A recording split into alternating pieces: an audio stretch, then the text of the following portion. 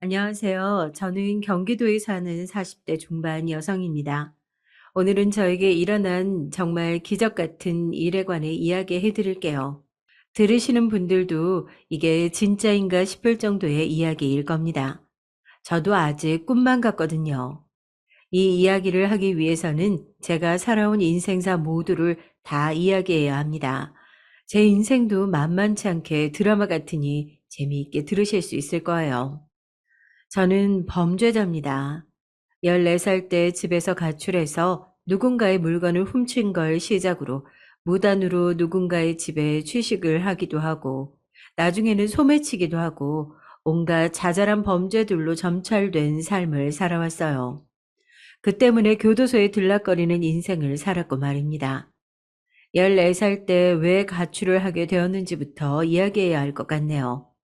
저희 아버지는 알코올 중독자였습니다. 그리고 술만 먹으면 저를 포함한 가족들을 때렸죠. 1년 365일 중에 365일 술을 마셨으니 안 맞는 날은 단 하루도 없었다고 보면 되겠네요. 제가 기억하는 아버지는 항상 취해 있었고 항상 술을 마시는 모습이었습니다. 당연히 돈을 벌어 오지도 못했고 아버지와 같이 사는 여자가 벌어오는 돈으로 생활비와 아버지의 술값이 나갔어요. 왜 아버지와 사는 여자라는 표현을 썼냐면 정말 말 그대로 그게 사실이었기 때문입니다. 그 여자는 아버지와 같이 사는 사람이지 제 어머니가 아니었어요. 친어머니는 제가 아주 어릴 때 집을 나갔다고 들었습니다. 저한테도 기억은 없어요. 다만 남기고 간 사진들이 있어서 그 사진들로 얼굴만 알 뿐이죠. 아무튼 제가 집을 나온 날은 추운 이른 봄이었습니다. 그 시기를 정확하게 기억하는 이유가 이제 막 중학생이 됐을 때였는데 교복을 안 사주셨거든요. 학교에 사복을 입고 갔는데 모두가 저만 쳐다보고 담임 선생님도 왜 교복을 입고 오지 않았냐고 나무라더군요. 14살의 어리고 민감한 시기에는 그런 말 모든 게 너무나 상처가 됐습니다. 그래서 그 다음 날부터 학교에 가지 않았어요. 너 왜 학교에 안 가냐? 교복이 없어요. 교복이 없어도 학교는 나가야지, 어? 그러면 중학교도 안 나오겠다는 말이야? 나는 그런 멍청한 자식을 둘 생각 없다. 나가! 학교 가! 당장이라도 저에게 그 크고 두꺼운 손을 다시 날릴 기세로 손을 드는데 그대로 집을 뛰쳐나올 수밖에 없었어요. 저는 그 길로 집을 그냥 나갔습니다. 다시는 그 집으로 돌아오지 않겠다고 생각하면서 말이죠. 그리고 거리를 떠돌다가 저같이 가출한 아이들을 만났어요. 그때는 나같이 불행하고 나같이 부모에게 맞고 나같이 엄마가 없는 그 아이들이 너무 좋았습니다. 세상에 나만 이렇게 불행한 게 아니구나. 나 말고 또 그런 아이들이 많구나 하는 동질감과 또 인생에서 처음 친구를 사귀어 보는 거였거든요. 저는 언제나 친구가 없었으니까요. 하지만 그 친구들은 질적으로 좋은 친구들이 아니었어요. 당연하죠. 어리고 돈이 없는 무리의 아이들이 돈을 구하는 방법이야 좋지 않은 일들 뿐이었고, 그건 대부분이 범법 행위였으니 말입니다. 어느 날 그 무리에서 제일 친하게 지내던 친구 한 명이 저에게 그러더라고요. 연정아, 네가 저 안에 들어가서 현관에 있는 지갑 좀 가지고 와. 내가? 그래, 네가. 우리는 이미 이 거리를 너무 많이 돌아다녀서 사람들이 우리 얼굴 다 안단 말이야. 네가 다녀와. 그러면서 가리켰던 곳이 어느 과일 가게였어요. 그곳 계산대에 크고 두툼한 지갑이 올려져 있었거든요. 지금 생각해 보면 그 아이들은 똑똑했던 것 같아요. 과일 가게 같은 곳은 현금으로 물건을 사고 팔고 많이 하는 곳이고 그곳 사장님의 지갑에는 현금이 많은 게 뻔할 테니까 말이에요. 아, 똑똑한 게 아니라 단연간의 경험으로 알게 된 것일 수도 있겠네요. 저도 그렇게 배워나갔으니 말입니다. 아무튼 그렇게 그 친구의 말대로 처음 남의 지갑에 손을 댔던 기억은 아직도 생생히 납니다. 바로 어제처럼 말이에요. 정말 많이 떨었고 정말 하기 싫었지만 내가 지금 여기서 그걸 하지 않으면 이 무리에서 버림받을 수도 있다는 무서움이 더 컸던 것 같습니다. 그건 정말이지 죽기보다 더 싫었거든요. 그게 바로 저의 첫 범죄였어요. 지갑은 생각보다 쉽게 훔칠 수 있었습니다. 가게는 손님이 아무도 없는 시간대였고 사장님으로 보이는 아저씨는 꾸벅꾸벅 졸고 계셨거든요. 터질 것 같은 심장을 붙잡고 조심스럽게 계산대 위에 지갑을 들고 뒤도 돌아보지 않고 뛰었습니다. 친구들이 제 뒤를 따라 뛰었고 어느 정도 그곳을 벗어난 다음에는 어떤 희열 같은 게 느껴졌던 것 같아요. 내가 어려운 일을 해냈다는 희열과 함께 와, 연정이 진짜 대단해. 우와, 너 진짜 겁이 없다. 우리들 다들 처음부터 이렇게 한 번에 성공 못했어. 이거 봐. 내가 돈 많을 거랬지. 우리 연정이 덕분에 며칠은 잘 먹고 잘 자겠다.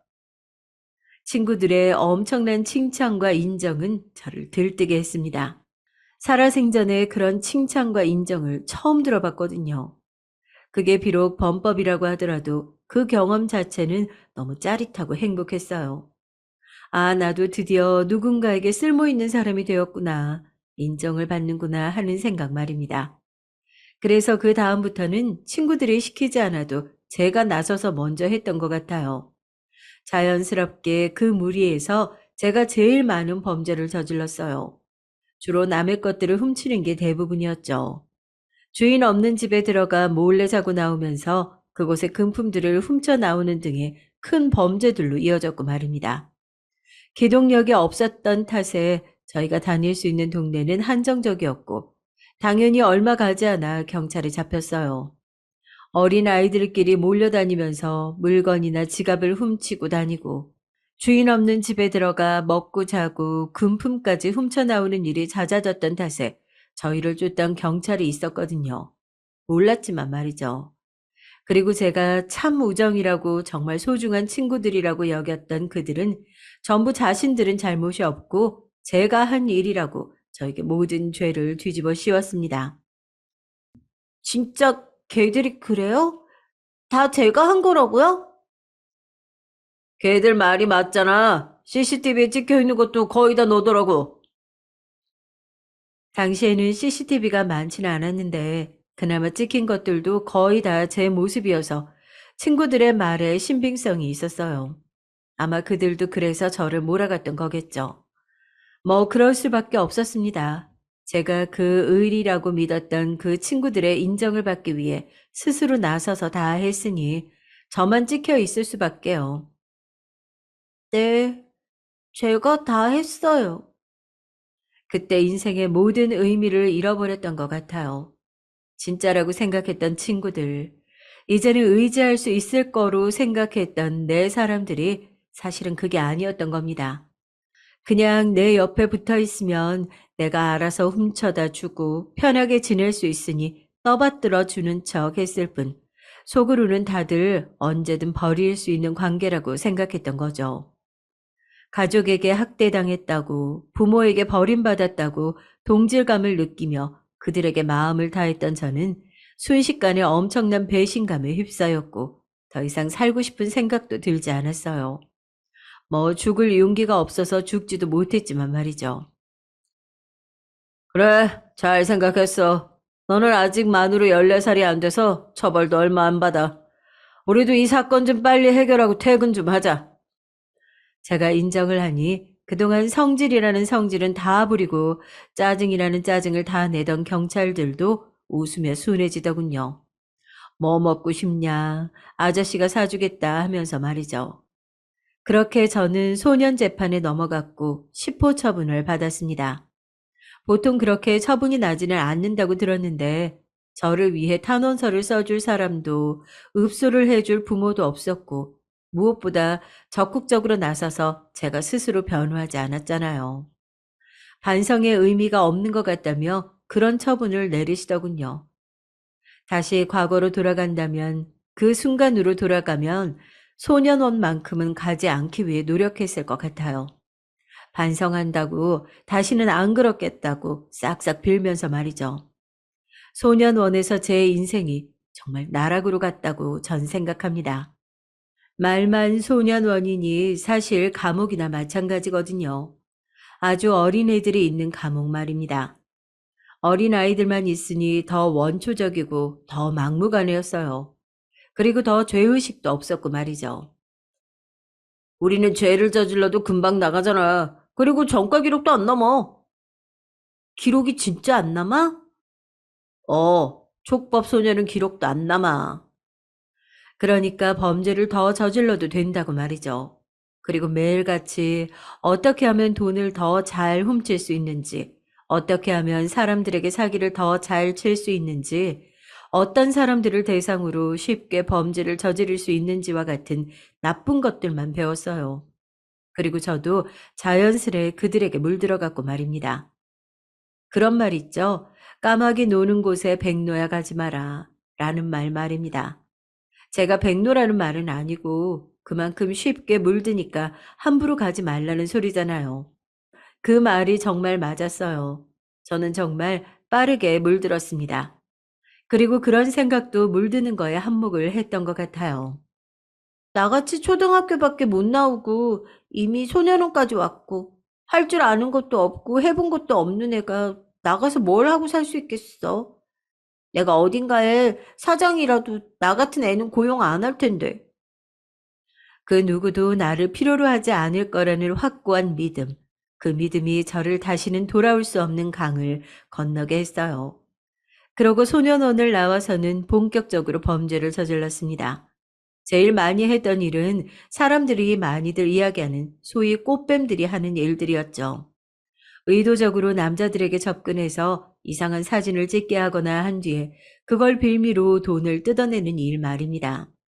가장 손쉽고 가장 많은 돈을 받아낼 수 있었거든요. 돈을 주지 않으려던 사람들도 제가 미성년자라고 하면 당장 큰 돈을 아무렇지 않게 쥐어줬어요. 그 맛을 한번 느끼고 나니까 다른 일은 하지 못하겠더라고요. 그 와중에도 남의 지갑을 훔치거나 빈집을 털거나 하는 것들도 계속했어요. 딱히 집이 없이 노숙 생활을 하는 날도 있었고 돈이 좀 있는 날은 모텔에서 자기도 하면서 말이죠. 두 번째로 경찰에게 잡혔을 때는 소년원이 아니라 진짜 감옥에 가게 됐어요. 거의 성인에 가까운 나이였던 데다가 가중처벌이라 처벌이 3개 났거든요. 감옥에서 이런 생각을 했던 적이 있습니다. 좋은 가정에서 좋은 부모 밑에서 제대로 살았으면 이런 인간이 되지 않았을까? 내가 이렇게 된 건 다 부모 때문인 것 같아. 라고 말이죠. 그래서 두 번째 감옥에서 나왔을 때는 아버지를 찾았습니다. 하지만 찾을 방법이 없었어요. 다시 거의 10년 만에 찾아간 예전의 그 집엔 이미 다른 사람이 살고 있었고 주변에 물어봐도 아무도 어디로 이사 갔는지 모르더라고요. 그렇게 맥없이 그 집 앞에 앉아 있을 때였습니다. 너 혹시 연정이 아니냐? 어렸을 때 제가 아버지에게 맞고 울고 있으면 가끔 저에게 과자나 아이스크림 같은 걸 사다 주셨던 앞집 할아버지이셨어요. 언제나 저를 안타깝게 생각하셨고 챙겨주려 노력했던 유일한 어른이었죠. 아이고, 어릴 때 얼굴 그대로네, 그대로야. 어떻게 살았어? 살아는 있었네. 다행이네, 다행이야. 아주 많이 늙어버린 그 할아버지는 한참을 제 손을 잡고 팔을 주무르며 그렇게 이야기하셨습니다. 작게 안녕하세요만 하고 고개를 숙이고 아무 말도 하지 못했어요. 제가 하고 다녔던 짓들, 얼마나 많은 범죄를 저지른 범죄자인지 그 할아버지는 알지 못했지만 왠지 모르게 부끄럽다는 생각이 들어서 고개를 들 수가 없었습니다. 아버지 찾아왔냐? 아, 네. 그 말에 할아버지는 어딘가 울컥하신 것 같았어요. 에휴, 그렇게 자식 취업해던 아버지도 압이라고. 아이고. 그렇게 말씀하시더니 잠시 저에게 집으로 들어오라고 하시더군요. 한사코 거절했지만 재차 권하셔서 들어갔습니다. 따뜻한 차와 과일들을 꺼내 오시는 걸 보면서 만약 내가 건강한 가정에서 나고 자라서 제대로 된 할머니, 할아버지가 있다면 명절 같은 날 놀러 갔을 때 이런 기분일까 하는 생각을 하면서 말입니다. 가만히 앉아서 차를 홀쩍거리고 있는데 할아버지가 작은 박스 하나를 가지고 오셨어요. 이게 뭐예요? 네 아비가 남기고 간 거다. 이것밖에 없어. 그 말을 직감적으로 알 수 있었습니다. 아버지가 죽었구나 하는 사실 말이죠. 그리고 할아버지가 이야기했어요. 네가 그렇게 나가고 네 아버지가 더 난리를 쳤댔다. 같이 사는 그 여자한테 너 찾아오라고 난리를 쳐대고 더 패고 내가 그때 신고도 여러 번 했지. 할아버지는 오래전 일을 기억하는 듯한 얼굴로 계속해서 말을 이어나가셨어요. 그러다 얼마 안 돼서 그 여자도 바로 짐을 싸고 집을 나갔다. 집에 돈 될 만한 건 모조리 다 들고 나갔더구나. 네 아버지가 바닥에 주저앉아서 온갖 욕을 다 하면서 고래고래 소리를 지르는 걸 들었지. 결국 그렇게 됐더군요. 그 여자는 저에게 딱히 잘하지도 않았지만 마음속으로는 약간 동질감도 있던 여자이긴 했어요. 같이 아버지에게 맞는 사이였으니까요. 제가 가만히 고개를 끄덕이고 있자 할아버지는 제 손을 꼭 잡으셨어요. 이 아버지, 그러고 얼마 안 돼서 죽었다. 신기하다는 생각이 먼저 들었던 것 같아요. 제가 기억하는 아버지는 언제나 센 사람이었고 영원히 죽지 않을 어떤 거대한 악당과 같이 느껴졌었거든요. 그런데 죽었다니 뭔가 이상한 기분이 들었습니다. 슬프거나 한 건 전혀 아니었던 것 같아요. 자기 스스로 그렇게 했다고 했어. 그건 더 신기했습니다. 절대 죽어도 자기 손으로 자기 목숨을 끊을 것 같은 사람이 아니었거든요. 술만 있으면 언제고 살 수 있는 사람이라고 생각했습니다. 네 그렇게 나가고 며칠을 찾아 헤맸다. 그 어린 게 어디서 추위에 떨다가 확 죽어버린 건 아닌지 몹쓸 짓 당하고 있는 건 아닌지 나도 네 애비가 너를 걱정하는 걸 내 눈으로 보게 될 줄은 몰랐어. 그래도 애비라고. 인제 와서 그런 이야기를 듣는다고 해서 달라질 게 없었습니다. 하지만 더 이상한 기분이 들기는 했던 것 같아요. 아버지가 나를 걱정해? 왜? 이제 때릴 사람이 없어서? 나중에 내가 번 돈으로 술을 마셔야 하는데 그럴 수가 없게 돼서? 온갖 생각이 다 들었던 것 같아요. 할아버지는 그렇게 말하고서는 잠시 저를 안타까운 눈으로 바라보더니 들고 온 작은 상자를 저에게 건네줬습니다. 네 애비가 죽기 며칠 전에 나한테 찾아와서 이걸 주면서 이런 말을 했다. 언젠가 연정이가 오면 어르신이 이것 좀 꼭 전해주세요. 자네가 나보다 더 오래 살 건데 자네가 주면 되지. 나한테 왜 부탁을 하는가? 저는 곧 이곳을 떠나게 될 것 같아서요. 할아버지는 과거를 떠올리시는 듯 눈가가 촉촉해지셨죠. 그때만 하더라도 죽을 생각을 하는지는 몰랐지.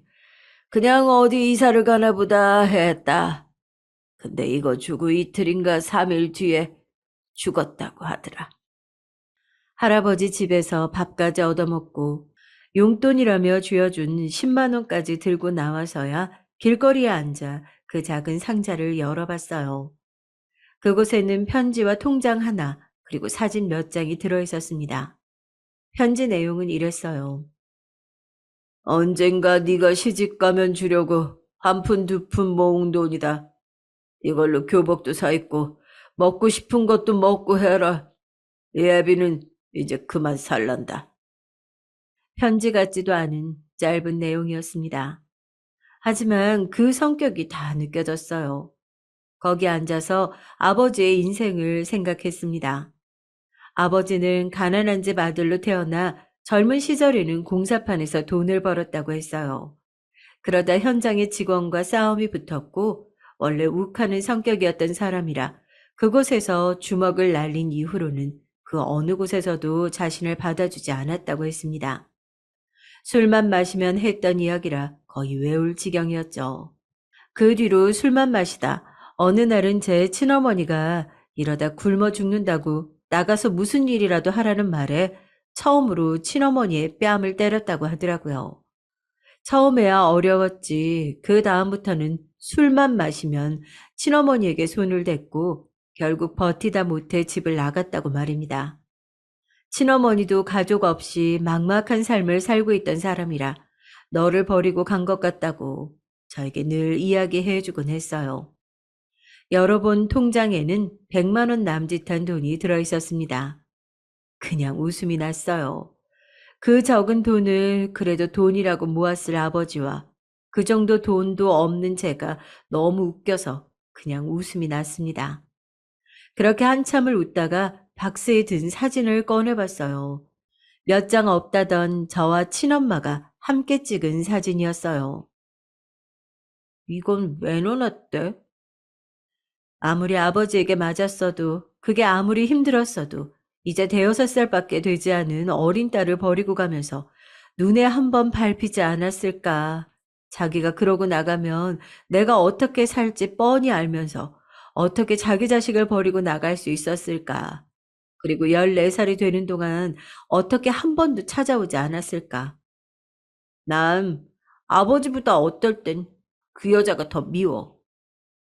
언젠가 한번 술을 마시고 친구에게 그런 이야기를 했던 기억이 납니다. 사진을 찢어버릴까 하다가 그냥 주머니에 쑤셔 넣었어요. 그리고는 그 동네를 빠져나왔습니다. 그리고 지금까지 한 번도 다시 그 동네를 가본 적은 없어요. 그러고 나서 얼마 뒤에 저는 다시 범죄를 저질러 교도소에 들어갔거든요. 세 번째 출소했을 때는 어느덧 30이 다 되어 있었습니다. 정말 아무것도 한 거 없이 남의 것을 훔치고 사기를 치면서 보낸 세월과 그로 인한 교도소 생활만을 반복하며 30에 가까운 나이가 되었어요. 이젠 한번 제대로 살아보려고. 저라고 그런 마음을 품었던 시기가 왜 없었겠어요. 당연히 있었죠. 하지만 세상은 그리 호락호락하지 않았습니다. 사람들은 제가 초등학교밖에 졸업하지 않았다는 이유로 남들보다 훨씬 적은 돈을 줬어요. 몸을 쓰는 일에 학벌이 뭐가 중요한 건지 설거지 하는데도 고등학교를 나온 언니보다 제 월급이 적었습니다. 처음에는 부당하다 생각했던 적도 있지만 시간이 지나면서 저도 세뇌를 당한 건지 그게 당연하다고 생각하게 된 것 같아요. 당연히 월급을 떼이는 경우도 종종 있었고 그럴 때 따지고 들면 그냥 잘렸습니다. 저는 그래도 되는 사람이었어요. 그리고 어디에선가 제가 범죄자라는 걸 알게 되면 그걸 이용해 돈을 떼어먹기도 하고 덜 주기도 하고 그랬습니다. 저는 어디 가나 그런 취급을 받아도 되는 사람이었어요. 차별해도 되는 사람, 무시해도 되는 사람, 그게 저였습니다. 그런 일을 몇 번 겪고 나니까 정당하게 돈을 벌어서 먹고 사는 일은 할 수 없겠다는 생각만 더 깊어졌습니다. 그런 생각을 하게 된 결정적인 사건이 있었어요. 내가 너 범죄자인 거 소문 다 내면 어쩔 거야? 어? 제발 그러지 말아달라고 제가 부탁드렸잖아요. 그래서 월급도 덜 받은 거잖아요. 마지막으로 일했던 식당에서의 사장은 제가 범죄자인 걸 알게 되자마자 월급을 기존에 주던 것의 반으로 줄였고 그것도 모자라 여성으로서 잠자리까지 요구하기 시작했습니다. 그 식당에서는 나름 동료들도 사귀며 잘 지내고 있었던 터라 월급을 줄이는 것까지 감수해가며 계속 다녔던 건데 그런 것까지 요구하기 시작하니 더는 다닐 수 없겠더라고요. 그러다 큰일을 당할 뻔했어요. 가까스로 탈출해 경찰에 신고했지만 이번에는 제 전과가 제 발목을 잡았습니다. 아니, 이런 전과가 있는데 뭘 믿어줘요? 예전에 이런 죄를 저지른 건 맞지만 그렇다고 제가 그런 일을 당해도 된다는 건 아니잖아요. 이번엔 진짜라니까요. 진짜는 무슨, 쟤 나한테 돈 뜯어내려고 사기치는 거라니까. 이미 그런 걸로 감방도 수도 없이 들락거렸는데 누가 네 말을 믿어? 정말 그 사장의 말이 맞았습니다. 아무도 제 말을 믿어주지 않았어요. 나름 친하게 지냈다고 생각했던 동료들까지 제가 범죄자란 사실을 알게 되자마자 다른 눈으로 저를 바라봤습니다. 저는, 나는 제대로 살 수 없는 사람이 됐구나. 그때 확신을 가졌던 것 같아요. 그렇게 또다시 세상에 버림받은 채 그야말로 막 살았습니다. 닥치는 대로 훔치고 닥치는 대로 사기를 쳐가면서 말이죠. 다시 감방에 갔다가 나오면 노숙하고 다시 감방에 들어가고 그 삶이 반복됐죠. 그렇게 저는 지금의 나이가 되었습니다. 이제 곧 있으면 50이 다 되어가네요. 가족도 제대로 된 친구도 집도 절도 그 무엇도 없는 삶. 그게 바로 저였습니다. 저는 술을 마시기 시작했어요. 아버지가 왜 술을 마셨는지 완전히 이해하게 됐습니다. 죽을 용기도 없고 이 암울한 현실은 버틸 수가 없고 그걸 이겨낼 유일한 길이나 마찬가지였죠. 돈만 생기면 술을 사 마셨던 것 같습니다. 그러다 또 남의 지갑에 손을 댔고 다시 감방에 들어가게 됐어요. 이번에는 짧기는 했습니다. 여기 생활이 아주 익숙해 보입니다. 지금이 7번째인가 8번째인가 생각이 안 나네. 나가면 제대로 살아보고 싶다 이런 생각 안 들어요? 여기 너무 힘들어서 다시 안 오고 싶을 것 같은데. 그게 쉬운 줄 알아? 우리 같은 범죄자는 나가도 감옥이야. 다들 손가락질하고 색안경 끼고 바라보고 일도 제대로 안 주고 우리가 나가서 제대로 사는 방법은 없어. 그러면 선택은 두 가지 중 하나야. 죽거나 다시 들어오거나. 제 앞에 절망하는 표정을 짓는 어린 여자 죄수를 보면서 그 아이의 미래가 보였습니다. 바로 저 같은 인생 말입니다. 그때 집을 나오지 않고 아버지에게 맞아가며 중학교를 졸업하고 고등학교를 졸업했으면 지금보다 나았을까? 맞아가며 붙어 있는 게 그래도 나았을까 하는 생각을 많이 했던 것 같아요. 그래도 그런 가족이나마 있는 게 나았을까 하는 생각을 하면서 말입니다. 이번에 나가도 똑같이 사실 겁니까? 나? 아니, 이번엔 다르게 살아보려고. 안 된다면서요. 그래도 한번 해보게. 응원하겠습니다. 그 말을 듣고는 작게 웃었어요. 대체 뭘 응원하는지 나 알고 응원하겠다는 건지 싶은 생각이 들어서 말입니다. 전 이번에 나가면 죽을 생각이었거든요.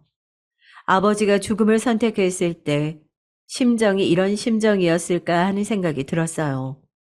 나이가 40이 넘고 50이 다 되어 가다 보니 그런 생각이 들더라고요. 어느새 제 나이가 그때의 아버지보다 더 들어있으니 말입니다. 어떻게 죽을지 생각했어요. 뉴스에 보니까 높은 곳에서 떨어져서 죽으면 치우는 분들이 굉장히 고생한다는 이야기를 들었던 것 같고, 강에 빠져 죽으면 경찰분들이 고생하신다는 이야기를 들었던 것 같아요. 최대한 남들에게 피해를 주지 않고 죽고 싶었어요. 여태 남들에게 피해만 주는 삶을 살아왔으니 죽는 것만큼은 그러고 싶지 않았거든요. 그러다 문득 뉴스에서 산에서 동사하는 사람들에 대한 뉴스를 봤어요. 겨울산은 위험하니 함부로 올라가서는 안 되고 또 누군가 신고하지 않으면 발견도 어려우니 더 조심해야 한다고 말입니다. 나는 누가 신고해줄 사람도 없고 요즘 날도 추우니 가능하겠다라는 생각이 들었어요. 그래서 나가면 산세가 험한 산부터 찾아봐야겠다라는 생각을 하며 하루하루 시간을 보내고 있었습니다. 그러던 어느 날이었어요. 2547번 면회. 순간 번호를 잘못 들었나 했습니다. 2547번 면회라니까. 저요? 저한테 면회 올 사람이 누가 있다고. 면회 신청해왔으니까 나가봐. 그동안 수없이 교도소를 들락거렸지만 누군가 면회를 온 적은 처음이었기 때문에 누군지 감도 잡히지 않았죠. 그래서 잘못 신청했나 보다 생각했습니다. 그러면서도 기분이 좋더라고요. 누군가 찾아와서 나간다는 건 이런 기분이구나 하면서 말이죠. 예상대로 면회를 온 사람의 얼굴은 처음 보는 낯선 사람의 얼굴이었습니다. 아, 잘못 왔나 보다 생각하고 이런 기분을 잠시나마 느끼게 해준 것이 고마워서 친절하게 이야기했어요. 사람을 잘못 찾아오신 것 같아요. 그런데 저를 찾아온 중년의 남성은 제 또래 정도로 보였어요. 그 남자는 저를 가만히 보더니 이렇게 말하더군요. 김현정 씨 맞으시죠? 네, 제 이름이 맞기는 한데, 그러면 잘 찾아온 거 맞아요. 그런데 저를 찾아올 사람이 없는데요. 처음 뵙는 분이고, 동명이인을 오해하신 거 아닐까요? 하지만 그 남성은 아무 말도 해주지 않은 채 돌아갔습니다. 정말 의아했지만 며칠이 지나고 출소일이 다가오니 그마저도 잊었어요. 그리고 출소일이 다가왔습니다. 늘 그랬던 것처럼 밖에 저를 찾아오는 이는 아무도 없을 거라고 당연히 그렇게 생각했죠. 그래서 자연스럽게 나와서 갈 길 가는데 누군가 말을 걸어왔습니다. 김현정 씨, 저를 부르는 소리에 교도관인가 싶어 황급히 뒤를 돌아봤어요. 하지만 그곳에는 교도관이 아닌 얼마 전 저를 찾아왔던 그 남자가 서 있었습니다. 최고급 외제차를 끌고 말이죠. 아니, 대체 누구시고 저를 어떻게 하시는 거예요? 제가 상당히 의심스러운 눈초리로 물었습니다. 그 남자는 아무 표정 없는 얼굴로 저를 가만히 보더니 사진 한 장을 꺼냈어요. 그러고는 물었죠. 이분 누군지 기억하세요? 저는 가까이 다가가 그 사진을 뚫어져라 봤습니다.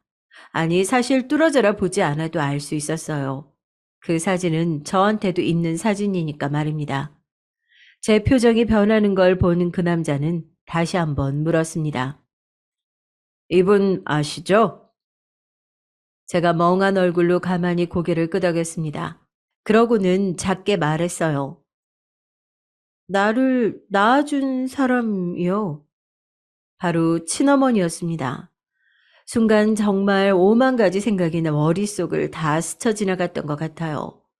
무슨 일로 나를 찾아온 건지, 혹시 죽어서 찾아온 건지, 아니면 친어머니도 대단한 사고를 치고 다니시나, 기타 등등 말입니다. 그 남자는 저를 가만히 바라보다가 말을 했어요. 이분이 지금 김현정 씨를 찾으세요. 저를요? 왜요? 인제 와서 왜요? 라는 소리만 나오는 게 당연했습니다.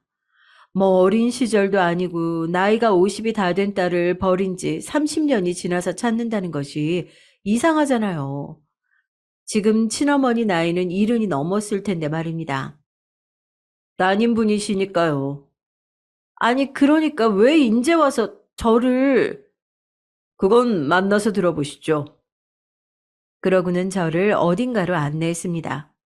사실 저는 곧 죽을 생각을 하고 있었기 때문에 정말 겁없이 그 사람의 뒤를 따라갔던 것 같아요.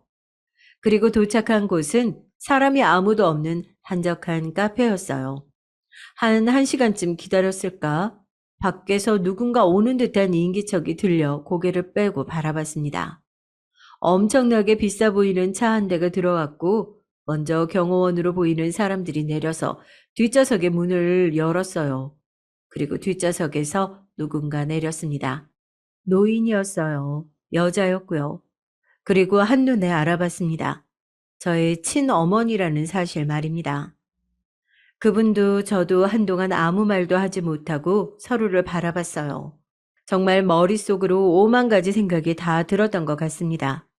이게 꿈인지 현실인지부터 왜 인제 와서 나를 찾는 건지, 혹시 사기 같은 건지, 혹시 뭐 어디가 아파서 장기 같은 게 필요한 건지 그런 생각도 했다니까요. 하지만 그 전에 앞서 가장 궁금한 건 어떻게 이런 모습으로 제 앞에 나타났는지 하는 거였어요. 누가 봐도 굉장한 부잣집 사모님 같이 보였거든요. 검사 같은 건 따로 안 해봐도 되겠네. 연정이 많네. 우리 연정이. 어머니는 그렇게 말하시고는 한참을 우셨어요. 저는 다가가서 달래거나 할 생각도 하지 못했습니다. 솔직히 그냥 뭐라고 해야 하지? TV 속 장면을 보는 것처럼 제 일이 아닌 것 같은 느낌이 들었거든요. 그러게요. 어머님이 주신 그 어머님 젊은 시절 사진이랑 똑같이 생기셨네요. 저를 보러 오고 또 여기까지 데려온 그 남자는 어머니를 향해 어머니라고 부르더라고요. 아, 내 배다른 동생이구나 하는 생각이 들었습니다. 그러고 다시 보니 어딘가 제 얼굴과 비슷하다는 생각이 들기도 했어요. 미안하다. 미안해, 연정아. 이제와 찾아서 미안하고, 여태 이렇게 힘들게 살게 해서 미안하고, 그때 너를 두고 나온 게 제일 미안하다. 저는 아무렇지 않은 얼굴로 물었습니다. 이제 와서 찾으신 이유는 뭐예요? 뭐 어디 아프세요? 장기 같은 거 필요하세요? 저의 그 말에 친어머니는 더 울었고 그 중년의 남자는 저를 살짝 노려봤던 것 같아요. 그런데 여러분이 생각해도 저 같은 반응 나오는 게 당연하지 않나요? 30년 동안 찾지 않았던 딸을 찾는 거 말입니다. 그리고 그렇게 부자면서 말이죠. 어머니는 한참을 우시더니 그간의 사연을 이야기하기 시작했어요. 장기 같은 건 필요 없다면서 말이죠. 어머니는 그렇게 가출을 해서 한동안은 여기저기 숙소가 있는 식당이나 일자리들을 전전하며 돈을 벌었다고 합니다. 빨리 돈을 벌어서 저를 데리고 올 생각밖에 없으셨다고 말이죠. 하지만 상황이 여의치 않았다고 하더군요. 그러다 자신을 위해주는 사람을 만나 재혼을 했다고요. 그 사람에게도 수십 번은 더 이야기했었다. 여유가 되면 너부터 찾으러 오겠다고. 그런데 그때는 우리도 가난했어. 그렇게 아이를 가지게 되어 아이를 낳고 그게 저를 데리러 왔던 그 남자라고 했습니다. 제 동생이라면서 말이죠. 그 이후에는 왜 안 찾으러 오셨는데요? 사는 게 바쁘고 나 먹고 살기도 힘들었다는 말이면 핑계로 들리겠지만 진짜로 그랬다. 한동안은 인생이 너무 힘드니까 너를 잊었던 시간도 있기는 했었어. 차라리 그렇게 솔직하게 말해주니 좋더라고요. 뭐 잊지 않았다, 늘 생각했다, 이런 식의 거짓말은 믿기지도 않았을 테고 말이죠. 그리고 십몇 년 전에 남편이 하는 사업이 크게 성공하고 나니까 너부터 생각나더라. 너를 찾아서 내가 여태 못한 애미 노릇 해줘야겠다. 그렇게 너를 찾기 시작했는데 찾을 수가 없었어. 그랬겠죠. 10여 년 전 제가 교도소에 있을 때였으니 말입니다. 나와 있다고 하더라도 거리를 전전하며 노숙자처럼 살고 있었을 때였으니 말이죠. 죽었으면 시신이라도 수습해야 할 것 같아서 백방으로 찾아다녔는데 도저히 찾을 수가 없더구나. 그러다 마지막으로 아들이 혹시 모르니까 교도소 쪽으로 찾아보자고 해서 너는 여자니까 찾기가 더 쉬울 거라고. 그렇죠. 전국에 여자 교도소는 많지 않았으니까 더 찾기가 쉽기는 했을 겁니다. 아무튼 어머니는 그렇게 해서 저를 찾게 되었다고 말했어요. 자신이 죽기 전에 살아있는 저를 보게 되어 얼마나 기쁜지 모른다고 말이죠. 감동적이거나 고맙다거나 하는 생각은 크게 들지 않았어요. 내가 그렇게 죽을 용기가 없어 죽지 못해 사는 동안 떵떵거리고 잘 살았을 생각을 하니 화가 나는 것도 있었고, 그래서 그냥 확 죽어버려서 죽을 때도 죄책감을 가지게 하는 게 좋았을 걸 하는 생각이 들 정도로 말이죠. 하지만 주겠다는 걸 마다하지는 않았습니다. 일단 저는 돈이라고는 하나도 없는 상태였고 내가 자존심을 세워서 받지 않는다 한들 죽는 선택밖에 더 하냐 싶은 마음에 말입니다. 넌 그냥 나랑 며칠에 한 번 만나서 대화만 해주면 된다. 어머니는 그렇게 만날 때마다 집이며 돈이며 그런 것들을 쥐어주셨어요. 마치 돈으로 여태 못한 부모 노릇을 하겠다는 듯 말입니다. 그리고 만날 때마다 자신의 이야기를 했어요. 자신이 그동안 얼마나 저를 생각했는지와 같은 이야기나 제가 어렸을 때 이야기하면서 말이죠. 그 앞집 할아버지는 어릴 때도 너를 참 예뻐하셨다. 어느 순간은 공통으로 아는 이야기가 나오며 반갑기도 했어요. 아유, 오늘은 왜 이렇게 늦었니? 기다렸는데. 또 어느 순간은 저를 기다려주는 사람이 생겼다는 것에 마음이 따뜻해지기도 했습니다. 그렇게 며칠, 몇 달, 긴 시간을 함께하다 보니 정이 안 쌓일 수가 없었어요. 피가 물보다 진하다는 말이 왜 있겠어요. 이러나 저러나 그녀는 제 친엄마였습니다.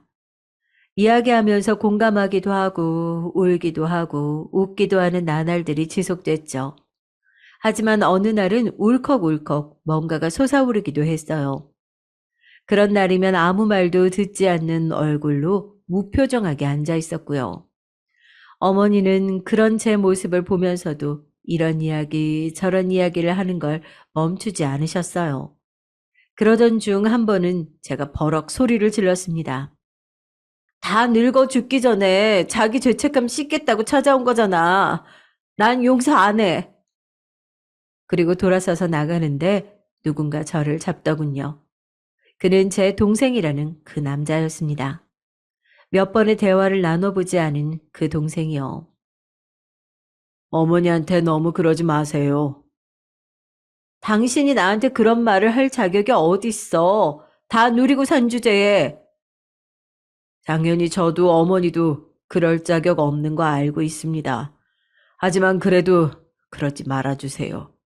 어머니, 정말 곧 돌아가세요. 그 말에 제가 그 자리에서 굳었습니다. 알고 봤더니 어머니는 최근에 정말 시한부 판정을 받으셨다고 하더군요. 유방암이라고 했습니다. 그런데 전이가 이미 다 되어서 손을 쓸 방법도 없다고 말이죠. 무슨 눈물인지 모를 눈물이 났습니다. 슬퍼서도 아니었어요. 굳이 따지자면 또 혼자가 되는 것에 대한 슬픔이었던 것 같네요. 그때 생각했습니다. 아, 나는 지금 저 여자를 어머니로 생각하고 받아들이고 또 외로움을 달래오고 있었구나. 나도 저 여자와의 만남을 계속 기다리고 있었구나 하는 걸 말이죠. 그 이후로는 뭔가 속에서 울컥하고 올라와도 화를 내지 않았고 이야기도 다 들어주고 잘 지냈던 것 같아요. 물론 완전히 용서를 한 건 아니었지만 죽어가는 사람 앞에서 그래도 나는 당신이 미워라고 외칠 만큼의 모진 성격도 아니었으니까 말입니다. 그렇게 저와 어머니는 1년이 넘는 세월 동안 잘 지냈습니다. 그간 저에게 못해줬던 것들이나 앞으로 해주고 싶은 것들을 원 없이 다 하셨어요. 집도 사주고 차도 사주고 좋은 옷, 가방, 구두들에 멀리는 아니었지만 여행도 함께 다녀왔고 말이죠. 그리고 돌아가시면서는 유언장을 따로 남겨 저에게 큰 유산도 물려주셨습니다. 물론 여유로워진 생활 덕에 마음이 여유로워진 덕도 있을 거예요. 어머니에 대한 마음이 누그러진 건 말입니다. 하지만 그건 어쩔 수 없는 부분이에요. 제 인생 이야기를 다 들어오셔서 아시겠지만 저는 없어서 없음으로 불행한 삶을 너무 오래 살아왔잖아요. 그러니 지금이 얼마나 행복한 것들을 가지고 있는 건지 너무 잘 알고 있습니다. 어머니의 남편분, 그러니까 저에게 굳이 따지자면 새 아버지가 되시는 분은 그간 딱 3번 정도 뵀어요. 딱히 뵐 일도 없고 서로 그다지 좋아하지도 않았고 말이죠. 대신 그 동생이라는 남자는 자주 봤습니다. 늘 어머니를 모시고 왔으니까 말이죠. 어머니가 돌아가시고 이런 이야기를 나눈 적은 있어요. 이제 앞으로 별일 없겠죠. 무소식이 희소식이죠, 뭐. 그리고 희소식을 바랄 사이도 아니고. 그냥 어머니가 주신 것들 잘 지키고 누리시면서 사세요. 그것도 엄한 일 하시다가 날리지 마시고. 아무래도 제 화려한 과거 때문에 이 재산을 다 날리고 다시 돈을 요구할까봐 그게 걱정인 것 같더라고요. 그런 일 없게 할 테니 걱정하지 말라는 말을 마지막으로 연락도 하지 않고 얼굴도 보지 않았습니다. 그럴 사이는 아니잖아요. 다 늙어서 누나랑 동생 이런 거 뭐가 정이 생기고 의미가 있겠나요? 저는 그저 이제 평생 먹고 살 걱정이 없고 또 추위에 떨지 않아도 되는 삶을 사는 것만으로도 충분히 만족하고 있습니다. 죽기로 했던 사람이 이렇게 편안하게 살아갈 수 있게 됐으니 말입니다. 그리고 얼마 전에 아버지의 유골을 좋은 곳으로 옮겨드렸어요. 그걸로 할 도리는 다 했다고 생각합니다. 저는 조만간 해외여행을 가볼 생각이에요. 제가 전과가 있어서 비자 발급이 안 되는 나라가 많을 거라고 하더라고요. 그래서 일본 여행을 가볼까 생각 중입니다. 제 생애 첫 해외여행이겠네요. 그렇게 저는 하나 둘 못 해본 것들을 하면서 남은 생을 보내볼까 해요. 험하게 살아온 덕에 누군가를 믿고 의지한다는 것 자체에 대한 불신이 너무 커서 지금이라도 누군가를 만나보는 게 어떻겠냐는 말도 듣지 않았습니다. 사람에 대해 한 번 생긴 그 불신은 여유로워져도 도저히 고쳐지지 않더라고요. 아마 죽을 때까지 사람은 못 믿을 것 같긴 해요. 세월이 많이 흘러서 돌이켜보면 지난날의 제 모든 역경이 꿈 같기도 합니다. 고장 몇 년 편하게 지냈다고 그런 생각이 드는 건지 모르겠어요. 인간의 적응력이라는 게 참 놀라운 것 같습니다. 그렇게 힘들었던 게 언제였나 싶은가 보면 말이죠. 아, 어머니의 유서 이야기를 안 했네요. 이제 사연을 마무리해야 될 것 같은데 어머니의 유서를 여기다 그대로 써드릴게요. 나는 연정이 네가 어떤 모습으로 지내도 좋으니 살아만 있어 달라는 기도를 얼마나 많이 했는지 모른다. 나에게 죄를 씻을 기회를 달라고 말이야. 처음에 너를 찾을 때는 금방 찾을 수 있을 줄 알았는데 그게 한 해, 두 해 지나고 10년이 넘어가면서는 정말 죽었을지도 모른다고 생각했었거든. 너를 교도소에서 찾아보자는 아들의 말을 들었을 때 반가웠어. 거기라도 기회가 있다고 생각했으니 말이다. 그리고 정말로 너를 거기서 찾았다고 했을 때는 너무 슬펐고 미안했다. 그렇게 예쁘고 맑고 착하던 아이가 어떤 풍파를 겪고 거기까지 갔을지가 너무 한눈에 그려졌거든. 너의 그 고달픈 인생과 힘들었을 지난 날을 생각하니 내가 지금까지 편히 마시고 자고 먹었던 게 너무 죄스러워서 견딜 수가 없더구나. 너를 만나는 모든 순간이 행복하면서 괴로웠다. 너를 보는 건 너무 행복하지만 너를 그렇게 만든 게 나라는 걸, 이렇게 착하고 예쁜 아이를 이렇게 살게 만든 건 나라는 걸 계속 깨닫게 되는 과정이었으니까 말이다. 내가 남긴 유산으로 부디 오래오래 행복하게 여태 하고 싶었던 것들 다 해보고 좋은 곳에 가고 좋은 걸 먹고 누리면서 살았으면 좋겠구나. 그래도 내 죄가 씻기지는 않겠지만 말이다. 너무 미안하고 너무 고맙다. 그리고 이 말을 한 번도 못 해본 것 같구나. 사랑한다, 내 딸. 정말 처음으로 어머니를 생각하며 울었던 것 같아요. 그냥 이 하늘 아래 나를 사랑해주는 사람이 있었구나. 그리고 이제는 없다고 하는 생각에 말입니다. 다시 혼자가 된 것 같은 기분에 그게 가장 슬펐습니다. 하고 싶은 거 하고 먹고 싶은 거 먹고 누릴 거 다 누리면서 그러면서 저는 조금 다른 삶을 살아보려고 합니다. 어렵게 살았고 힘들고 상황이 그래서 비뚤어져 나가는 아이들이 많잖아요. 그런 친구들이 저 같은 인생을 살지 않았으면 해서 가출 청소년들을 위한 작은 쉼터를 만들 계획을 하고 있어요. 물론 그거 하나로 모든 게 달라지지는 않겠지만 단 한 명이라도 저와 같은 삶을 살려던 아이들의 마음을 바꿔놓을 수만 있다면 그걸로도 좋은 것 같아서 말입니다. 그리고 아무리 힘들어서였다고는 하나 어쨌든 저는 많은 사람에게 죄를 저지르며 살아온 업보가 많은 인생이잖아요. 그래서 이런 식으로라도 그 죄를 조금이나마 씻고 싶은 마음도 있고 말이죠. 물론 돈을 다 그렇게 쓸 생각은 아닙니다. 저도 제 삶을 누리는데도 최선을 다할 거예요. 그동안 하고 싶었는데 돈 때문에 못 해본 일들이 너무 많으니까 말입니다. 사연을 보내기 위해 아주 어린 시절부터 지금까지의 저의 모든 일들을 다 쓰고 보니 정말 제 이야기가 영화보다 더 영화 같고 드라마보다 더 드라마 같다는 생각이 드네요. 다 제가 겪은 일인데, 와, 나는 저걸 어떻게 다 겪었지 하는 생각이 드는 거 보면 말입니다. 확실히 세월이 주는 선물 중에 하나는 모든 일에 묻어내진다는 것 같아요. 묻어내진다는 다른 말이 마음이 단단해진다. 인 것 같기도 합니다. 모든 일을 어릴 때처럼 슬퍼하고 기뻐하면서 저도 아마 어머니를 다시 만나기 전에 세상을 떠났을지도 모를 일입니다. 그러니 세월이 가고 나이를 먹는 걸 너무 슬퍼만 하지 않아도 될 것 같다는 생각을 요새는 종종 하곤 해요. 어머니를 만나고 얼마 안 됐을 때는 조금 억울하기도 했거든요. 조금 더 어리고 젊었을 때 만났더라면 더 많은 것들을 누리고 또 어머니와도 더 오래 함께 지낼 수 있었을 텐데 하는 생각으로 말입니다. 저의 이야기는 여기까지입니다. 여러분들은 어떻게 들으셨을지 모르겠지만 저는 이 사연을 쓰면서 울고 웃고 했어요. 지난날에 제가 떠오르기도 하고 또 그걸로 위로받기도 하면서 말이죠.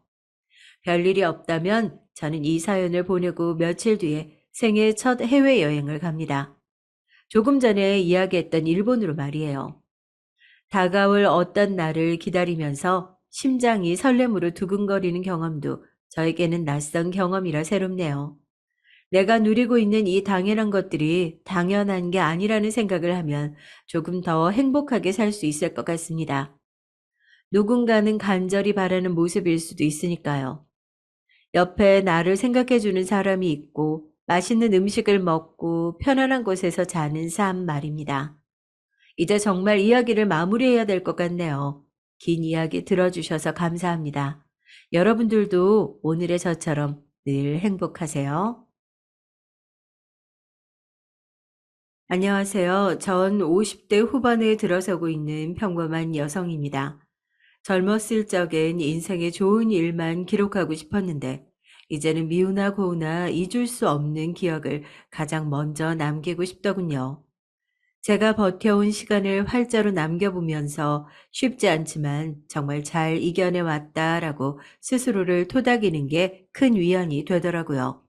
그래서 제 인생에 있어서 가장 커다란 시련이자 가슴속에 묻어둔 일을 여러분과 나누고자 합니다. 누군가에게 위안과 위로가 줄 수도 있을 것 같아서요. 그럼 이야기를 들려드릴게요. 저는 20년 전에 집에서 도망쳐 나왔어요. 너무 까마득한 일이지만 그때의 기억은 아직도 어제 일처럼 선명합니다. 남편에게 일상처럼 모진 막말과 막대먹은 행위를 당했었거든요. 사실 전 남편은 당시 공기업을 다닐 정도로 유능한 인재에 주변인들한테는 인품으로 인정받던 사람이었어요. 그래서 저도 고향에 있던 모든 일을 접고 남편 집을 따라 처음 가보는 타지에서 신혼을 시작했거든요. 저에게도 평소엔 다정하고 좋은 남편이었고요. 하지만 결혼하고 1년 후부터 본인의 말을 듣지 않거나 말대꾸를 한다 싶으면 갑자기 화를 내면서 물건을 집어던지는 게 일쑤였죠. 처음엔 살다 보면 나아질 줄 알았어요. 제가 조심하고 아이도 생겨서 남편이 가정에 대한 책임감이 생기면 고쳐질 줄 알았죠. 하지만 점점 갈수록 상황은 심각해졌고 물건을 던지는 것에서 저를 때리는 걸로 바뀌어 가더라고요. 한 번은 너무 힘들어서 이유를 물어봤어요. 대체 나한테 이러는 이유가 뭐냐고. 왜 함께 사는 사람한테 이렇게 짐승처럼 발길질을 해야 되는 거냐고. 그랬더니 본인이 밖에서 돈을 벌어오고 아빠 노릇도 다 하는데 그럼 스트레스를 어디서 어떻게 푸느냐고 되묻더군요. 뭐라고? 그래서 날 때린다는 거야? 샌드백 같은 게 필요해서? 그래. 뭐가 문제야? 내가 내 마누라 때린다는데. 그리고 맞는 거 그거 몇 번 참으면 자기도 진정하고 사과하는데 뭐가 그렇게 억울하고 잘못됐어? 뭐라고? 당신 사람이야? 심지어 자기한텐 잘못이 없다며 이렇게 덧붙이는데 어이가 없었죠. 처음 만났을 땐 그 누구보다 친절하고 선하던 사람이었는데 왜 이렇게 변했을까 싶었어요. 하지만 그 당시 미련하던 저는 어떻게든 남편을 이해해 보려고 했죠. 내가 바뀌는 것밖에 선택지가 없었거든요. 그땐 이혼하고 나서 혼자 자립할 능력도 없었고 아이들도 너무 어렸으니까요. 그렇게 스스로를 다독이며 참으면 될 줄 알았는데 상황을 더 안 좋게 만들 거란 생각을 못 했어요. 아이들이 자라는 내내 저는 육아와 남편으로 인해 지쳐갔고 하루하루 도망치고 싶은 걸 참아가며 버텨야 했죠. 그러는 게 당연한 것처럼 말입니다. 저와 남편 사이엔 아들 하나와 딸 하나가 있었어요. 저와 남편이 싸우는 걸 보며 커서 그런지 아이들은 늘 투정이 많고 예민했죠. 가뜩이나 위태롭던 저에겐 가족 모두가 짐처럼 느껴졌습니다. 하지만 제 핏줄인지라 차마 모질게 떠날 수 없으니 밤마다 어린 아이들을 붙잡고 참 많이 울었던 것 같아요. 그러다 하루는 남편이 회사에서 예정돼 있던 승진이 취소된 채 돌아왔습니다. 오랫동안 기다린 승진 자리였는데 실망이 컸던 건지 집에 들어올 때부터 이미 문을 부술 듯이 들어오더라고요. 전까지는 아이들에게만은 화 한 번 낸 적 없던 남편이었거든요. 그런데 그날은 화가 머리끝까지 차 있던 상태로 와서 유독 신경질적인 거예요. 저는 혹여나 심기를 건들까 싶어 조심스럽게 저녁 준비를 했죠. 제가 바쁘게 움직이면서 신경을 못 써주니 아들이 심심했던 건지 남편에게 달라붙으려고 했죠. 평소 같으면 적당히 대꾸하고 피했을 남편이지만 이날은 거칠게 아이를 떨어뜨리려고 하더라고요. 그런데 아이가 화가 난 건지 남편 다리를 물었고 남편은 이성을 잃고서 아이를 제 쪽으로 들어 던져버렸어요. 그 순간 아이를 받아내느라 끓고 있던 냄비를 쏟았고 저는 팔에 아이는 다리에 큰 화상을 입게 됐습니다. 그렇게 크게 다쳤는데도 그 모습을 다 봤으면서도 남편은 아무 말 없이 방으로 들어가 버리더라고요. 저는 다친 팔로 아들을 업고 병원으로 무작정 달려갔습니다.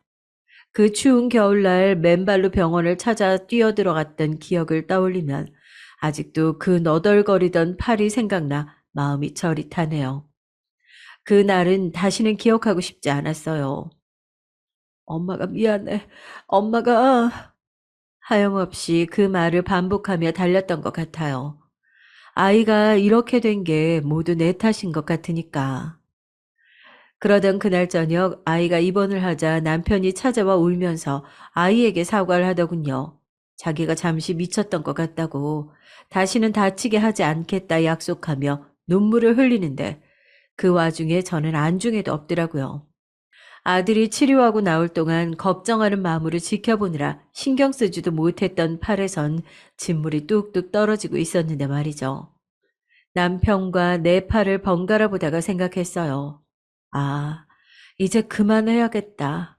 몸 아픈 건 괜찮지만 저 사람을 보고 있는 내 마음이 다 짓이겨져 타버릴 것 같으니까. 그리고 제 아이들도 지켜야 했어요. 저 사람과 살면 내 몸도 마음도 찢겨버릴 테지만 그보다 아이들 역시 안전을 보장받을 수 없었습니다. 그제서야 저는 남편과의 이혼을 결심했어요. 물론 남편은 쉽게 요구를 받아들이지 않았죠.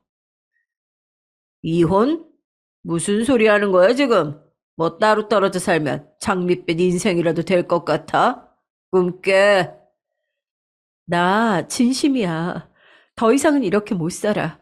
당신이랑 같이 있는 1분 1초 숨이 턱턱 막혀와. 당신이 무섭고 이러고 사는 것도 징글징글해. 그러니까 이혼해줘. 야, 너 도대체 왜 그러냐? 뭐 잘못 먹었어? 막말로 애들은 어떡할 건데? 식당 일이라도 하게? 참나, 애 엄마가 애 생각은 안 하고. 그러니 네가 나한테 맨날 맞고 사는 거야. 사회적 체면도 있고 아이들도 있으니까 처음엔 어이없이 웃어 넘겼지만 제가 진심이라는 걸 알고서는 그때부턴 강압적으로 저를 입막음시키더군요. 제가 굴하지 않고 계속해서 이야기를 꺼낼 때마다 더 큰 물리적인 행위로 이어졌고, 전 맞으면서도 제발 헤어져 달라고 애원했어요. 이 집에서 벗어나지 않으면 이제 정말 미쳐버릴 것 같았으니까요. 그러자 오히려 남편은 저를 방에 가둬두고 내보내지 않았습니다. 그때마다 저는 더 크게 저항했고요. 그렇게 여느 때와 같이 남편과 싸우던 날, 아이들이 방에서 뛰쳐나오더니 저에게 매달리며 가지 말라고 울더라고요. 아마도 제가 나가고 싶다고 소리치는 걸 들은 것 같아요. 엉엉 우는 아이들 눈물을 닦아주니 저도 조금이나마 이성을 되찾을 수 있었습니다. 그래서 이 아이들이 학교를 갈 때까지만 어떻게든 참자는 마음으로 죽은 사람처럼 지냈어요. 몸은 움직이지만 마음은 시들어버린 채로. 그때 저는 정말이지 산송장 같았습니다. 어떤 날엔 문득 깨어보니 제가 앞치마를 하고선 동네 놀이터 그네에 앉아 있더군요. 놀러 나가겠다는 아이들을 내보내고서 돌아가던 길 같은데 무슨 정신이었던 건지 놀이터로 와서 멍하니 있던 거예요. 그렇게 집으로 돌아가지도 다른 곳으로 가지도 못한 채 하염없이 그네에 앉아 있었어요. 제가 갈 수 있는 곳이 아무 데도 없었거든요. 그러던 어느 날 저는 기어코 일을 저지르고 말았습니다. 죽어라 이혼은 안 해주면서 온갖 나쁜 짓은 다 하고 다니는 남편, 그걸 참아야만 하는 나. 내 인생이 너무 불쌍해 견딜 수가 없었어요. 당시 남편에겐 상간녀가 한 명 있었는데 모른 척하며 살고 있다가 어느 날 그 상간녀가 절 찾아왔습니다. 아, 오빠가 말한 사람이 당신이구나? 아줌마. 편의상 아줌마라고 부를게요.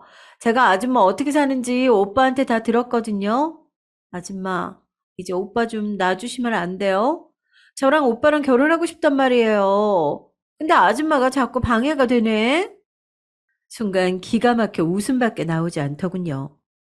얼마나 내가 만만했으면 이제 이 인간이 자기 상간녀까지 내 집에 찾아와 이런 말까지 했을까. 그래서 전 처음으로 맞섰습니다. 이혼은 내가 하고 싶다고. 그 인간이 안 해주는 거라 목구멍에서 피가 터질 것처럼 고래고래 소리를 질렀어요. 당장 내 집에서 나가! 꺼지라고! 이 여자가 미쳤나? 아, 진짜 어디서 감히! 너야말로 가정 있는 남자 만나는 차원한 게 어디서 감히! 네가 미친 거지. 안 나가면 경찰에 신고 넣을 거야. 남편에겐 내지 못했던 화를 거의 이 여자한테 풀었던 것 같아요. 한 맺힌 울음을 토하듯, 그러니까 그 여자도 당황한 듯 주춤주춤 뒤로 물러섰는데요. 때마침 남편이 들어와 전이의 제 목소리를 들은 건지 제 앞에서 당당히 상간녀를 감싸고 돌더라고요. 이 여자 건드리지 말라고. 그러면서 제게 또 물리적인 행위를 행사하는데 정말 죽구만 싶었습니다. 정말 그런 수치심이 없더라고요. 상간녀 앞에서 이런 일을 당해야 하다니. 그것도 내 남편에게. 오죽하면 상간녀가 나중에 말리며 남편을 데리고 나갈 정도였어요. 그때 전 결심했습니다. 집을 나가기로. 처음엔 아이들도 함께 데리고 나오려고 했어요. 그런데 당시에 저는 정신도 몹시 망가졌던 모양이에요. 이미 자기를 잃어버리고 산 지 오래되어서 그런가.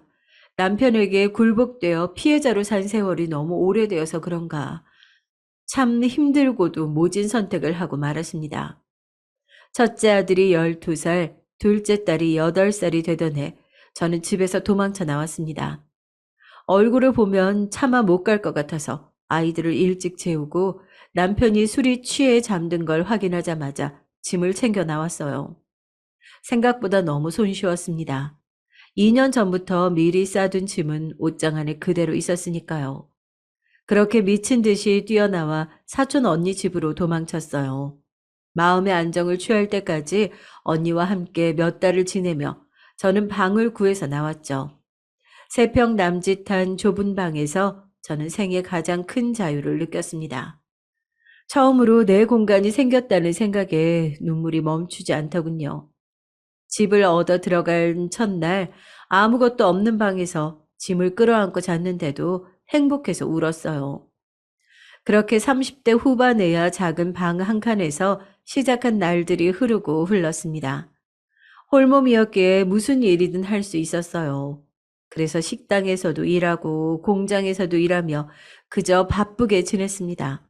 몸이 너무 피곤하고 고단할 정도로 바빠야지만 지난 시간을 잊을 수 있었거든요. 결국 남편도 저와 이혼해 주었습니다. 참 오래도 걸렸죠. 고된 일상도 내성이 생겨서 어떤 일에도 무뎌져 그럭저럭 평온한 날들을 보내고 있는 듯 했지만 사실 전 그간의 시간 동안 아이들 생각으로 편히 밤잠을 든 적이 없었어요. 밤마다 아이들의 울음소리, 나를 원망하는 째진 그 목소리가 이명처럼 귀에 아른거렸거든요. 너무나 보고 싶어서 몇 번 몰래 집 근처로 찾아갔던 적도 있어요. 하지만 멀리서 바라볼 뿐 다가갈 수 없었습니다. 바로 눈앞에서 마주하면 손을 잡고 얼굴을 어루만지고 싶고 함께 있고 싶고 그래서 아이 곁에서 떠날 수 없게 될까 봐요. 그럼 또 예전에 그 지옥 같은 날로부터 벗어날 수 없을 것 같았어요. 경제적으로 안정돼 있고 아이들에게만큼은 끔찍이 잘해주는 남편이었지만 전 언제나 가난했고 지난날의 상처로 많이 쇠약해진 상태였습니다. 그러니 저에겐 선택지가 없던 셈이나 마찬가지였죠. 누군가는 변명이라며 저를 손가락질할 수 있겠지만 최악에서 더 최악으로 가지 않기 위해서는 어쩔 수 없었어요. 아마 과거로 돌아가도 저는 똑같은 선택을 했을 겁니다. 아마 그렇게 전 늘 죄책감이란 덫에서 벗어나지 못했던 것 같아요. 혼자 살고 있으니 다정하게 다가오는 사람들도 몇 있었지만 두고 온 아이들 생각 때문에 매번 결혼이란 약속 앞에선 돌아설 수밖에 없었습니다. 아이들이 언젠가 나를 찾았는데 내 옆에 누군가가 있다면 실망하지 않을까 하는 바보 같은 생각 때문에요. 그러다 한 번은 이혼해서 아이 하나를 키우던 사람이 저에게 다가왔어요. 공장에서 만난 사람이었죠. 어느 날 제게 수줍게 밥을 같이 먹자고 하더라고요. 어색하게 밥 한 끼를 같이 하자고 말을 건넨 그 사람은 밥을 먹는 내내 저와 눈도 제대로 마주치지 못했습니다. 공장에서 지나가며 봤을 때도 사람이 참 수더분하고 털털한 게 좋은 사람이란 생각은 있었어요. 근데 막상 이렇게 둘만 따로 나와 만나니 더 없이 좋은 점이 보였습니다. 저 사실 오랫동안 좋아하고 있었습니다. 모르시겠지만 계속 주변을 맴돌고 있었어요. 근데 부담스러우실까봐 제 딴엔 용기 낸 겁니다. 괜찮으시면 일 끝나고 편하실 때 이렇게 밥이나 같이 먹으면 좋겠어요. 아, 그렇다고 강요하는 건 절대 아니에요. 제가 좋으시면 그냥 편하게 밥이나 한 끼 같이 했으면 좋겠습니다. 횡설수설 말을 이어가던 그 남자에게 저도 모르게 그날 제 이야기를 주저리 털어놓고 말았죠. 아마도 오랜 시간 아이를 두고 홀로 떨어져 나와 일을 하며 힘들었던 건지, 전 남편이 어떤 사람이었는지, 내가 어떤 일을 당했는지, 내 아이들에 대한 이야기까지 그 남자는 온 힘을 다해 제 이야기를 집중해서 들어주는 것 같았고, 전 그날 아주 오랜만에 단잠을 잤습니다. 그 사람은 너무나 착하고 순진해서 여자를 모르던, 그래서 나를 더 소중히 다뤄주려고 하던 전 남편과는 완전히 다른 사람이었어요. 그래서 잠시나마 옛 기억을 잊고 나도 새로 시작해도 되지 않을까 하는 기대를 잠깐 했습니다. 가족에게서 떨어져 나와 많이 외로웠고 어떻게든 사람의 온기에 기대고 싶었거든요. 더 이상 남자를 믿고 싶지 않았지만 이 사람만은 다르다는 작은 확신도 있었고요. 그렇게 만남을 이어가던 중에 그 사람은 우리가 이제 더 깊은 관계로 이어지길 바랐던 것 같아요. 자신의 아이와 함께 만나자고 했거든요. 우리 아이 보여주고 싶어요. 얼마나 착한지 몰라요. 아마 보면 좋아할 거예요. 아, 혹시 마음의 준비가 안 되었으면 다음에 만나도 좋아요. 난 기다릴 수 있어요. 그게 알겠어요. 그래요. 만나요. 처음엔 당황했지만 언젠가는 치러야 할 일이라고 생각했죠. 딱 하나 아이들이 눈에 밟혔지만 그만큼 전 그 남자에게 마음이 뺏겨 있었어요. 그리고 사랑하는 사람의 아이를 만나는 일, 나도 분명 정을 줄 수 있을 거다. 별일 아니다라고 대수롭지 않게 여겼죠. 그런데 마음의 준비가 차츰 끝났을 때쯤 그 사람의 아이를 만난 날, 어린 남자아이가 제 앞으로 이렇게 아장아장 걸어오는데요. 우리 아이가 생각이 지워지질 않는 거예요. 그 아이의 모습 속에서 아들의 모습이 겹쳐지면서요. 너무나 괴로워서 아이를 제대로 바라볼 수가 없었습니다. 그 아이를 본 순간 가슴이 갈기갈기 찢기는 것 같아서 목 놓아 울고 말았죠. 놀란 그 사람이 왜 그러냐며 제게 다가왔지만 전 솔직하게 털어놓았습니다. 미안해요. 아무래도 안 될 것 같아요. 내가 오만했어요. 내가 자식 버린 어미가 무슨 행복을 누리겠다고, 호사를 누리겠다고, 안 되겠어요.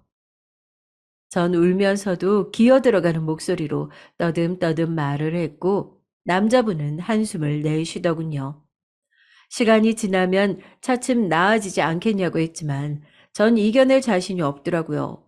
그렇다고 아이를 떼어낼 순 없으니 선택은 하나뿐이었죠. 그렇게 그 사람을 떠나보낸 게 마지막이었어요. 그리고 그 사람이 떠난 날, 이제 더 이상 제게 사랑은 없다고, 앞으로 남은 날 동안 사람에게 기대어 사는 일은 없을 거라고 혼자 다짐을 했답니다. 그리고 제가 하던 일을 미친 듯이 했어요. 아이들을 위해 언젠가 아이들을 혹시라도 만나게 된다면 뭐라도 쥐어주고 싶었기에 적금을 붓고 있었거든요. 그때부턴 돈이라도 정말 열심히 벌어야겠다는 생각으로 움직였던 것 같아요. 그 남자와 더는 함께 있을 수 없었기에 공장은 나왔고 삼겹살 식당으로 들어가 그곳에서 일을 했죠. 식당 사장님이 좋은 분이셔서 다행히 아주 힘들진 않았어요. 다만 엄청난 노동 강도와 낮에 술을 먹으며 진상을 부리는 손님들 때문에 몸과 정신이 녹아났죠. 그래도 그때마다 사장님의 위로로 통장에 쌓이는 잔고를 보며 버텨갔습니다. 그래, 잘하고 있어. 조금만 버티자. 하지만 그것도 잠시 제겐 또 한 번의 풍파가 불어닥치고 말았죠. 너무 일만 하고 살아서 그런지 몸 구석구석 어디가 아파오기 시작하더라고요. 특히 소화가 너무 안 되어 나중엔 식사도 제대로 하지 못했죠. 처음엔 대수롭지 않게 여겼지만 식당 사장님의 설득으로 병원에 가보게 됐어요. 그리고 병원에서 흘러온 소식은 너무나 청천벽력이었답니다. 왜 굳이라고 박복한 내 팔자에 이런 일이 생기는 건지. 많이 힘드셨을 텐데 왜 진작 오지 않으셨어요? 암이 꽤 진행된 상태라 얼른 수술과 치료가 필요합니다. 보호자분 혹시 같이 안 오셨나요? 보호자분 없어요. 저 혼자예요. 망연자실한 얼굴로 담담히 말을 이어가던 의사 선생님은 제게 위암을 선고했고 전 살 길과 죽을 길 그 사이에 놓여 식당으로 돌아오는 내내 울음을 쏟아내야만 했어요. 그날은 사장님께 쉰다고 말하고선 집으로 돌아와 아이들 주려고 모아놓은 적금 통장을 어루만지는데 가슴이 무너질 것 같더군요. 내가 어떻게 이 돈을 모았는데 어렵게 모은 돈을 아이들도 아닌 내 몸을 위해 써야 한다고 생각하니 너무 속이 상하고 처참한 기분마저 들었습니다. 하지만 어쩔 도리가 없더라고요. 내 몸뚱아리부터 살려야 나중에 애들을 만날 날이 올 테니 그렇게 전 차가운 수술대 위에 누워 눈을 감았고 힘든 치료까지 다 마친 후에야 일상으로 복귀할 수가 있었답니다.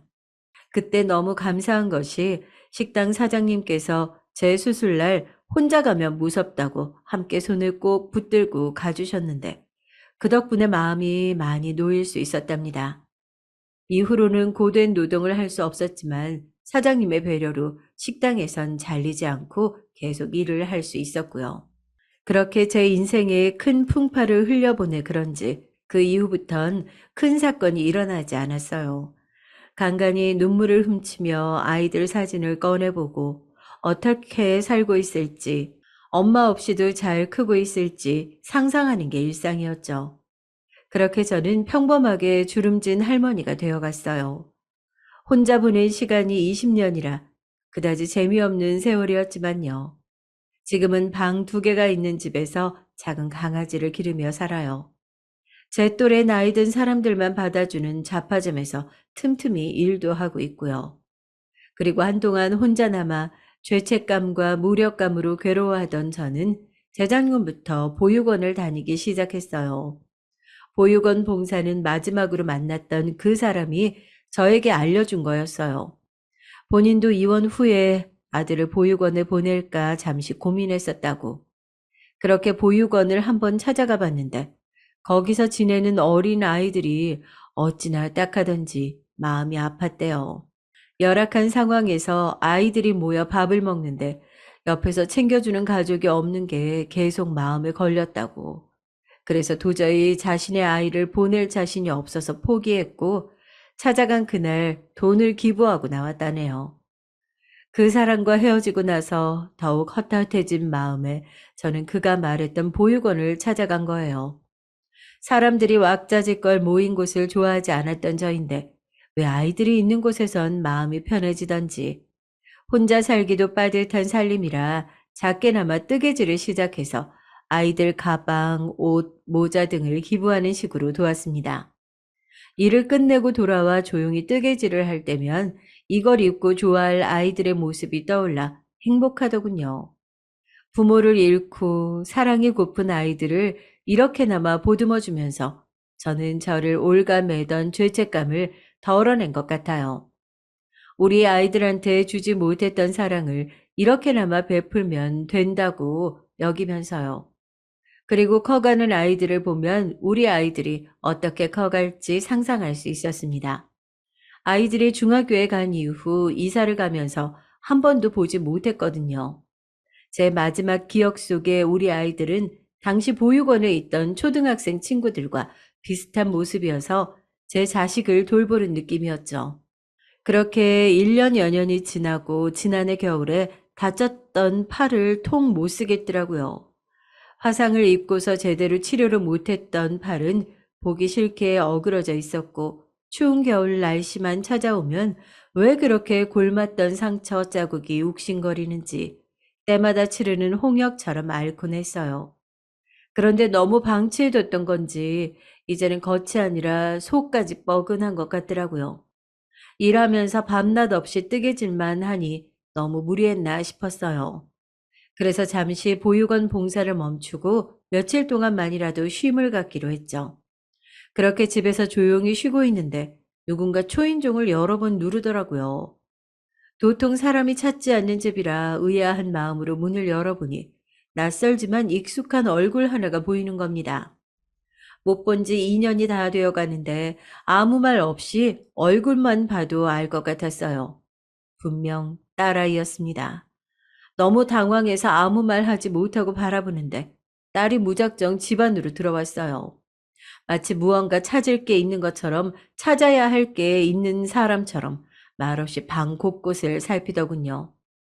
저희 둘 다 아무 말이 없어서 방 안에는 낯선 사람의 방문에 놀란 강아지가 연신 짖어대는 소리만 울려댔네요. 그렇게 한참을 살피다가 멍하니 서 있는 저에게 다가와 하는 첫 말은 평생 잊을 수 없던 말이었습니다. 네가 엄마야? 네가 엄마 맞느냐고. 자식 새끼들 다 버리고서 멀쩡히 밥도 먹고 잠도 자고 다 했네. 누구는 지옥 속에서 20년을 살았는데 누구는 이렇게 호요시켰네. 그치? 그게 어떻게 엄마야? 네가 어떻게 엄마냐고 묻잖아. 대답해. 대답하라고.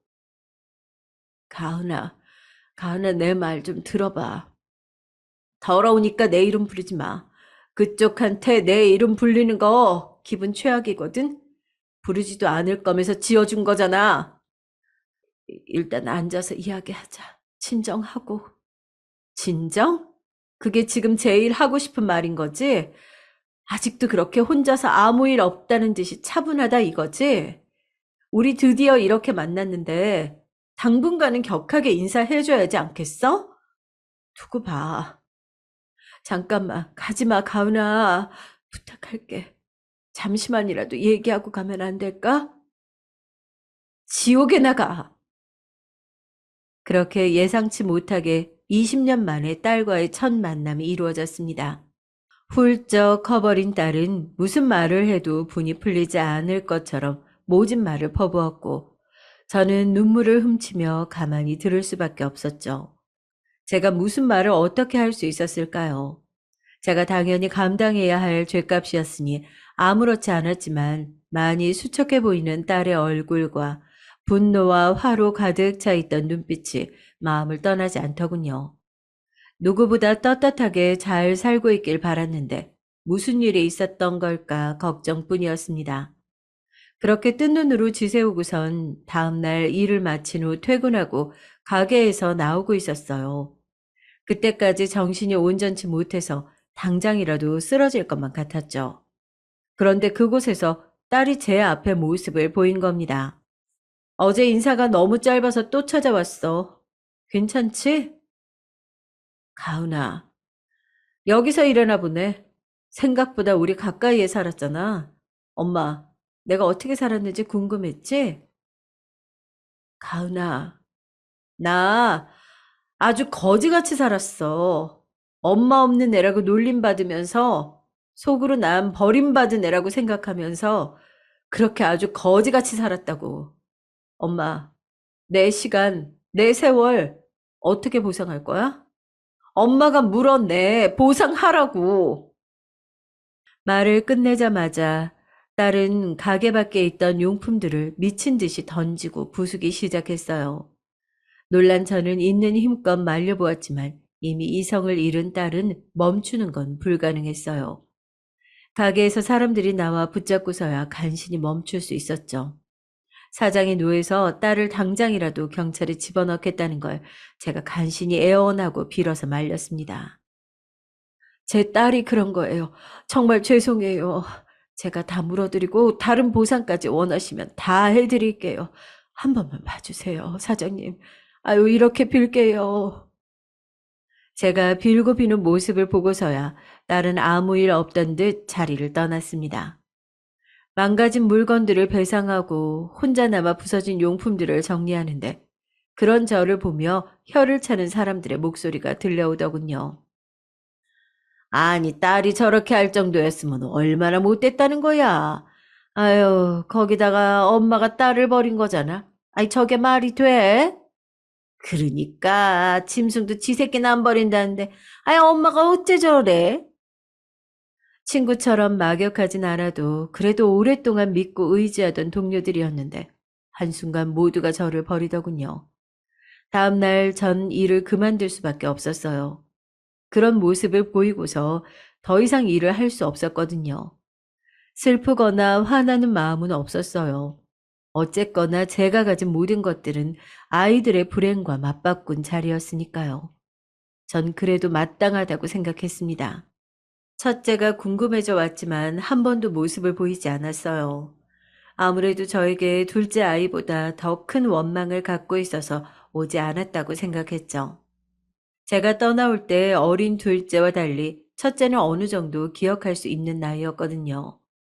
워낙 예민하고 까다로운 아이라 내가 사라지면 얼마나 투정을 부릴까, 얼마나 상처를 받을까 걱정이 많았었는데 저는 매번 죄책감을 들먹이면서도 마음속으로는 뻔뻔스럽지만 그렇게라도 너무 간절히 아이들을 만나고 싶었던 것 같아요. 그날 이후 둘째는 그렇게 몇 번을 더 찾아왔어요. 집을 찾아와 한참을 초인종을 누르거나 문을 두드리다 가고 잠시 외출이라도 하려면 어디서 기다리고 있던 건지 앞에 나타나 악담을 퍼붓고선 분이 풀리면 사라지곤 했습니다. 어쩔 땐 제가 없는 집 앞에 쪼그리고 앉아 있다가 제가 오면 아무 말 없이 돌아가기도 했고요. 점점 지치기도 했지만 저에게 무슨 방법이 또 있었을까요? 그리고 제 눈엔 왠지 저를 괴롭히려는 게 아닌 것 같았어요. 정확히 어떤 감정이었는지는 저도 알 길이 없었지만요. 그렇게 서로 지쳐가는 날들이 반복되다가 한 달, 두 달이 지났을 즈음이었어요. 어느 하루는 딸이 푹 늘어져서 찾아왔더라고요. 전과는 다른 모습에 걱정이 되면서도 어쩌면 오늘은 이야기를 해볼 수 있겠다는 아주 작은 희망이 들었죠.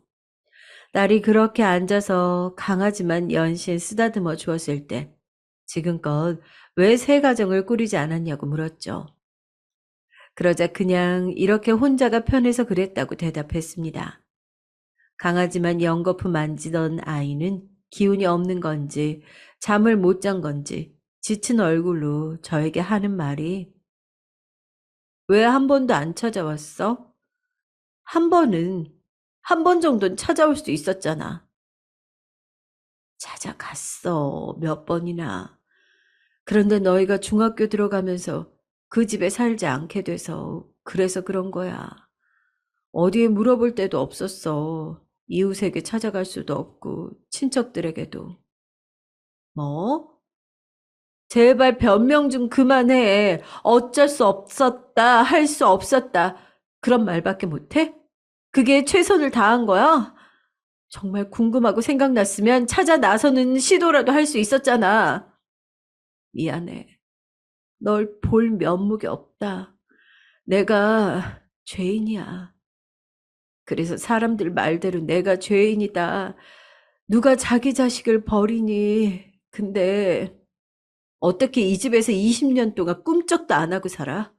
그러니까 우릴 못 찾은 거잖아. 내가 여기 사는지 어떻게 알았어? 아빠가 알려줬어. 아는 건 이혼할 때 적힌 주소밖에 없다면서 알려줬고, 설마 했었지.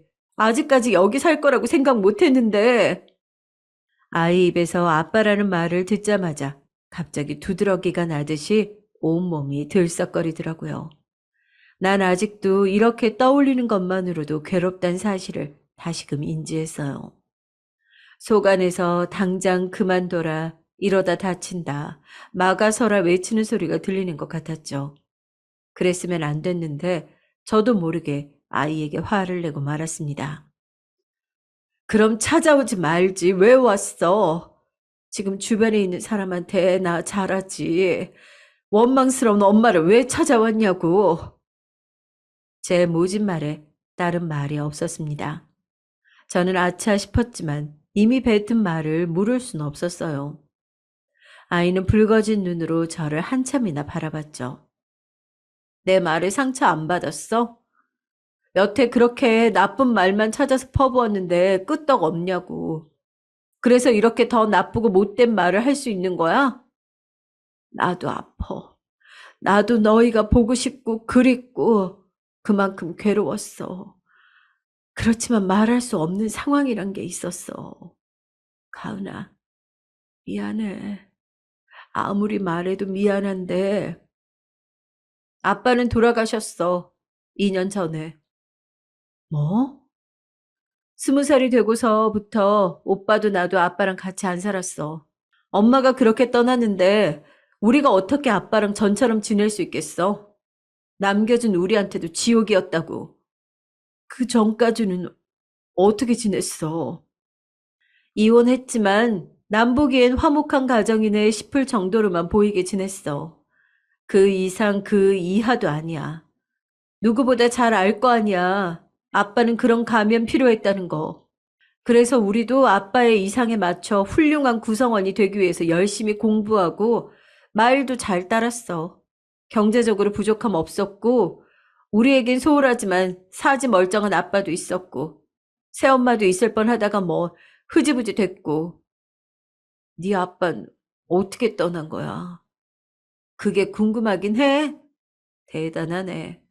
다시 이렇게 만나게 되면 그거 하나 꼭 말해주고 싶었는데 아빠는 엄청 아파하다 갔어. 암이 온몸에 퍼졌는데 손 한 번 못 써봤거든. 그 기간 동안 엄청나게 고통스러워했어. 그래도 염치는 있었는지 엄마를 찾진 않더라고. 그냥 우리한테 찾아가 보라고만 했지. 그러면서 떠나기 전에 다 실토하더라. 아빠가 엄마를 괴롭혀서 떠난 거라고. 별일은 아니었던 것처럼 말했지만. 그랬구나. 맞아. 2년 전부터 난 엄마가 여기 있다는 걸 알고 있었던 거야.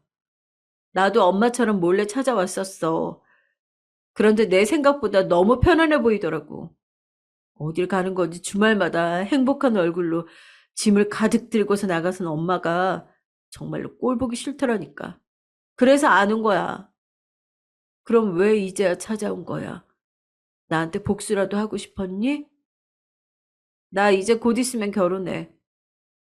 웃기지? 2달 후면 나도 엄마라는 게 되거든. 그런데 내 아이를 갖고 보니까 그러니까 엄마가 더 미워. 어떻게 자기 자식을 두고 갈 수 있었던 거야?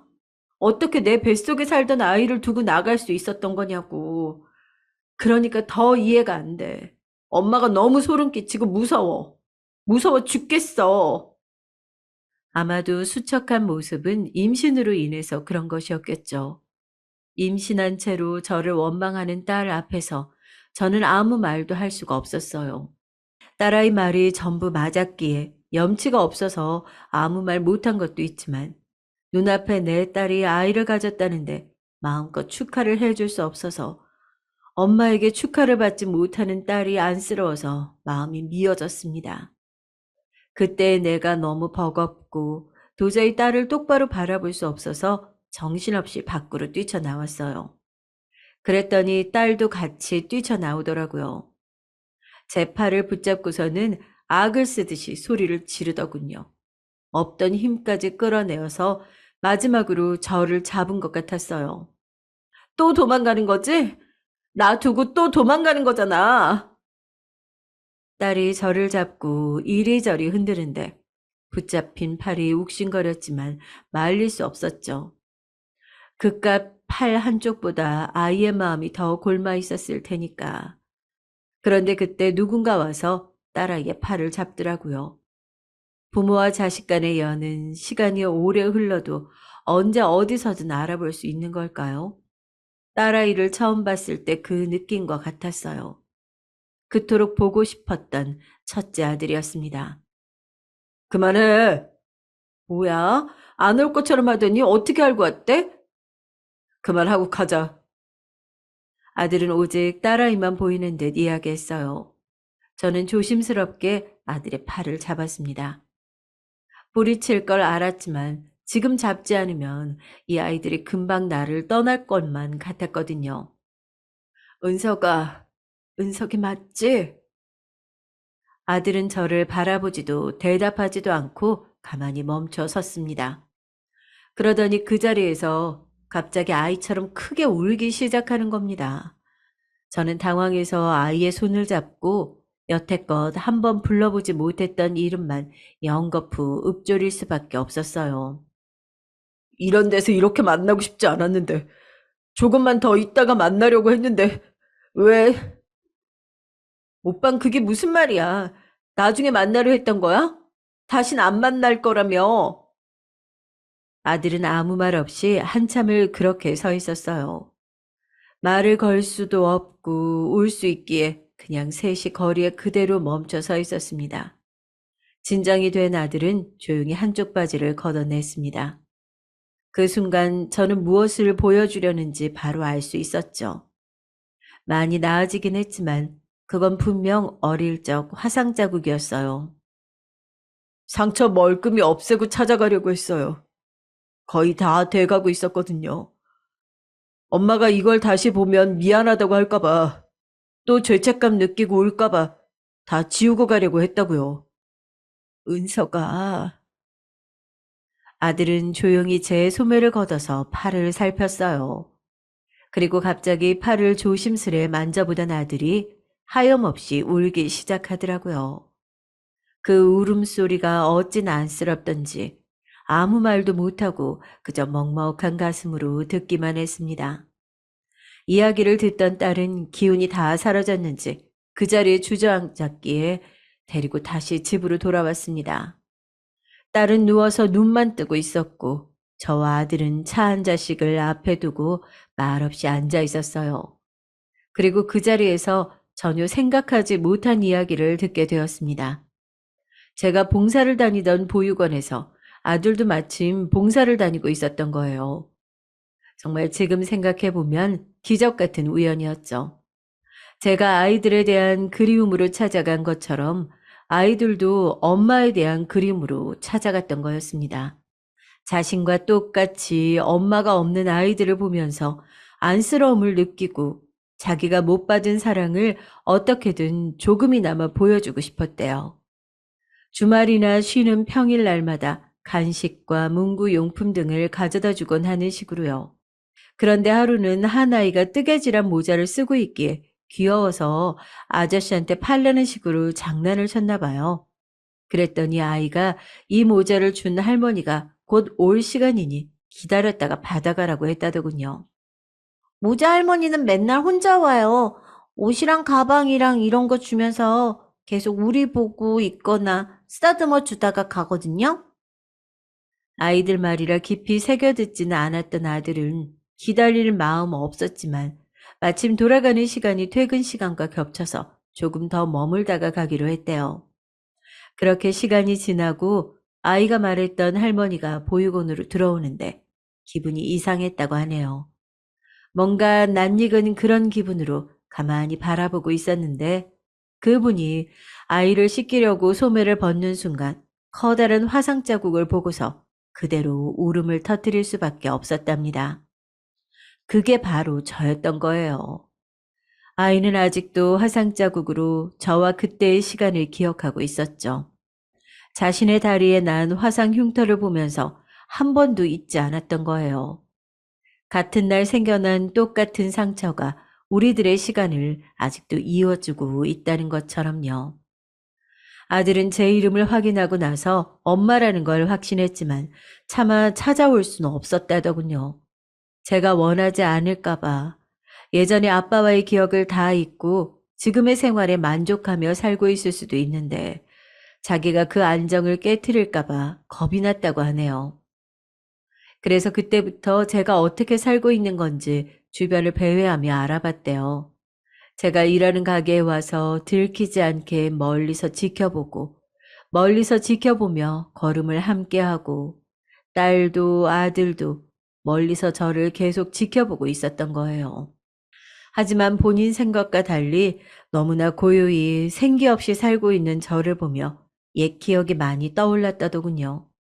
그래서 그 시간 동안 저를 다 용서했대요. 용서라는 말 기대한 적 없었는데 그날은 모든 게 현실에 일같지 않았네요.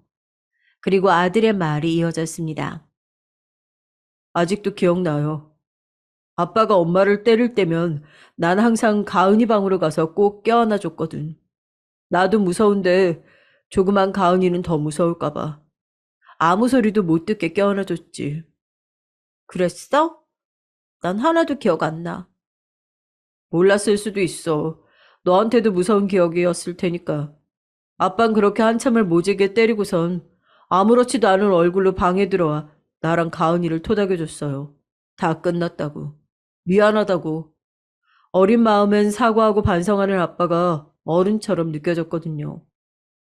엄마가 떠나고 나서 그제야 안 거예요. 우리가 미안해야 할 사람은 따로 있었는데 너무 늦어버렸다고. 아들은 이런 얘기들을 동생에게 털어놓을까 했지만 마음 약한 동생이 더 힘들어할까봐 엄마를 찾아가서 흔들어 놓을까봐 한 번도 말하지 않았대요.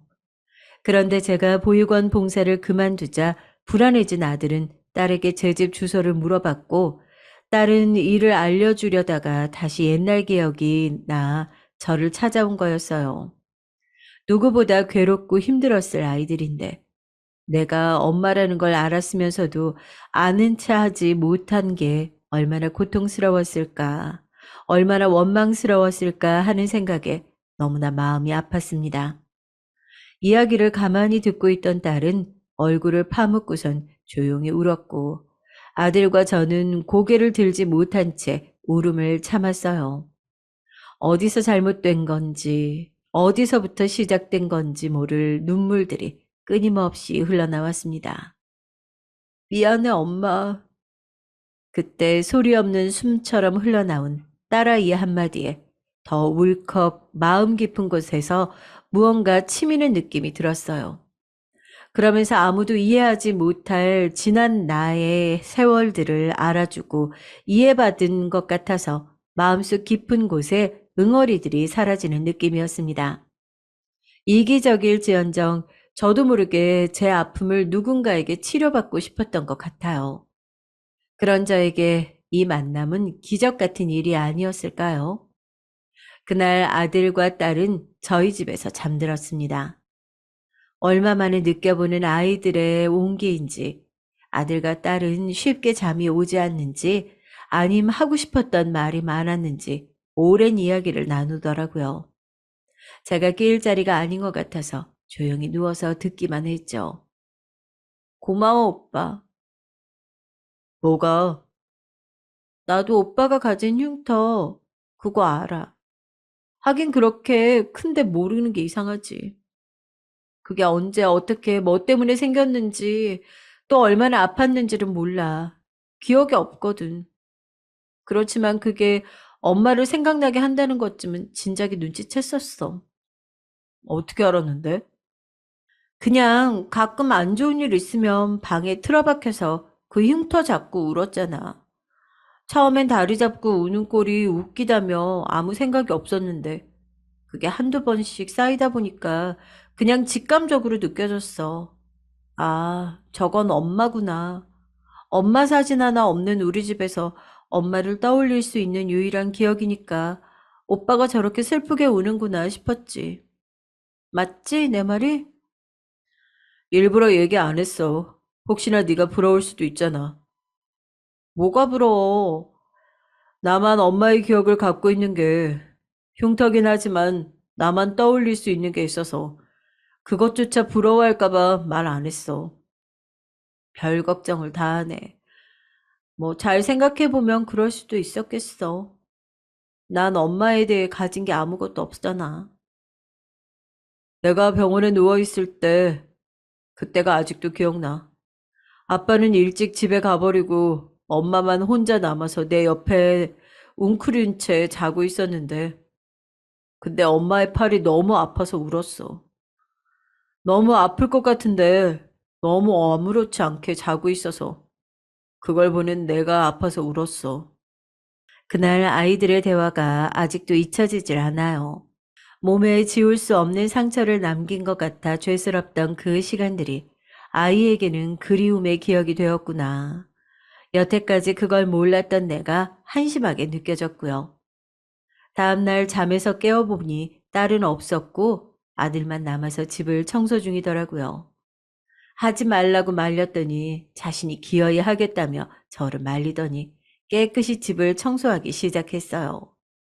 그리고 맛있는 밥까지 차려주더라고요. 엄마, 별건 없지만 드세요. 민망하게 웃으며 말하던 아들은 조용히 수저를 제게 쥐어주더군요. 따뜻한 콩나물국에 멸치볶음, 깻잎, 집에 있는 재료들로 만든 아들이 차린 밥상은 참으로 정갈하고 맛있었습니다. 내가 이런 걸 받아볼 줄 상상도 못했는데 참 괜스레 눈시울이 다 붉어져 왔습니다. 울음을 삼키며 밥을 먹느라 얼마나 고역이었는지 몰라요. 그러다 아들 역시 제 맞은편에 앉아 조용히 앉아 수저질을 시작하자 저도 국을 한 술 떠 입안에 넣었어요. 그렇게 서로 말없이 밥을 먹는데 거의 다 먹어갈 때쯤 제 곁으로 오더니 제 앞에 앉아 팔을 살피기 시작했습니다. 세월이 지나 이제 다 아물어서 흉터만 남았지만 아들 기억 속에는 아직도 다 낫지 못한 상처투성이 팔로 보이겠죠. 한참을 바라보던 아들은 아주 천천히 자기가 어느 학교를 나왔고 어디 쪽에 있는 군대를 나와서 어떻게 취직을 했고 지금은 어디에서 살고 있는지 이야기해 주었습니다. 엄마를 떠나게 한 아빠가 너무나 원망스러웠지만 자기들은 어려서 기댈 수밖에 없었다고 말하더라고요. 그래서 성인이 되자마자 바로 나왔던 거였어요. 엄마한테 미안하지만 병원에 있던 아빠가 세상을 떠날 때 눈물을 흘리긴 했어. 무슨 마음인지 모르겠어. 평생을 미워했는데 그렇게 앙상한 몸으로 가만히 누워있는 걸 보니까 기분이 이상하더라고. 그냥 내 바보 같은 생각일 수도 있지만 아빠도 그 순간에는 후회하지 않았을까? 엄마를 떠나보낸 거 말이야. 그래도, 그래도 아빠 평생 용서하지 마, 엄마. 은서가, 난 엄마가 그러는 거 바라지 않아. 엄마 아빠 때문에 많이 힘들었잖아. 그 예쁜 시절 우리 때문에 참고 사느라 다 버리고 말았잖아. 난 그 생각 때문에 늘 엄마한테 미안했어. 엄마의 젊은 시절을 우리가 다 앗아간 것 같아서. 아들의 이어지는 말에 전 울음을 못 참고 그만 엉엉 울고 말았습니다. 죄를 지은 건 나인데 왜 아들이 나를 품어주려고 하는 건지 아들의 속 깊은 마음에 그저 하염없이 눈물이 터져 나왔죠. 그리고 엄마, 나 엄마 생각하면서 정말 열심히 살았어. 엄만 모르겠지만 아주 나중에라도 엄마를 만나면 좀 대견하게 큰 모습 보여주고 싶어서. 그래서 열심히 살았어. 좋은 회사 취직하고 매일매일 열심히 산 거 다 엄마 때문이야. 엄마 기다리던 시간들이었어. 게다가 아이는 천천히 자신이 무슨 일을 하고 있는지 말해주었는데 아이가 살아온 흔적을 천천히 들여다보니 쉽지 않은 길이었을 텐데 그때마다 잘 참고 견뎌와 준 게 기특한 마음이 들었죠. 어떻게든 동생과 잘 살아보려고 아등바등 애를 써왔던 것 같았죠. 한참을 혼자 울고 웃으며 떠들던 아들은 이윽고 조심스럽게 동생 이야기를 했어요. 평소엔 자기보다 엄마 이야기를 더 많이 해왔다고. 그게 원망이든 그리움이든 사랑이든 그 어떤 감정이든 결국 전부 엄마를 향해 있었던 거였다고. 그래서 어쩌면 본인보다 더 엄마를 그리워했던 걸지도 모른다고요. 자신도 자세히는 모르지만 동생은 지금 결혼 준비 과정에서부터 시댁과 갈등이 있고 해결하는 게 순탄치 않아서 상황이 많이 안 좋은 것 같다며 아무래도 그 모든 힘듦과 서러움이 엄마한테 터진 것 같다고 하더라고요.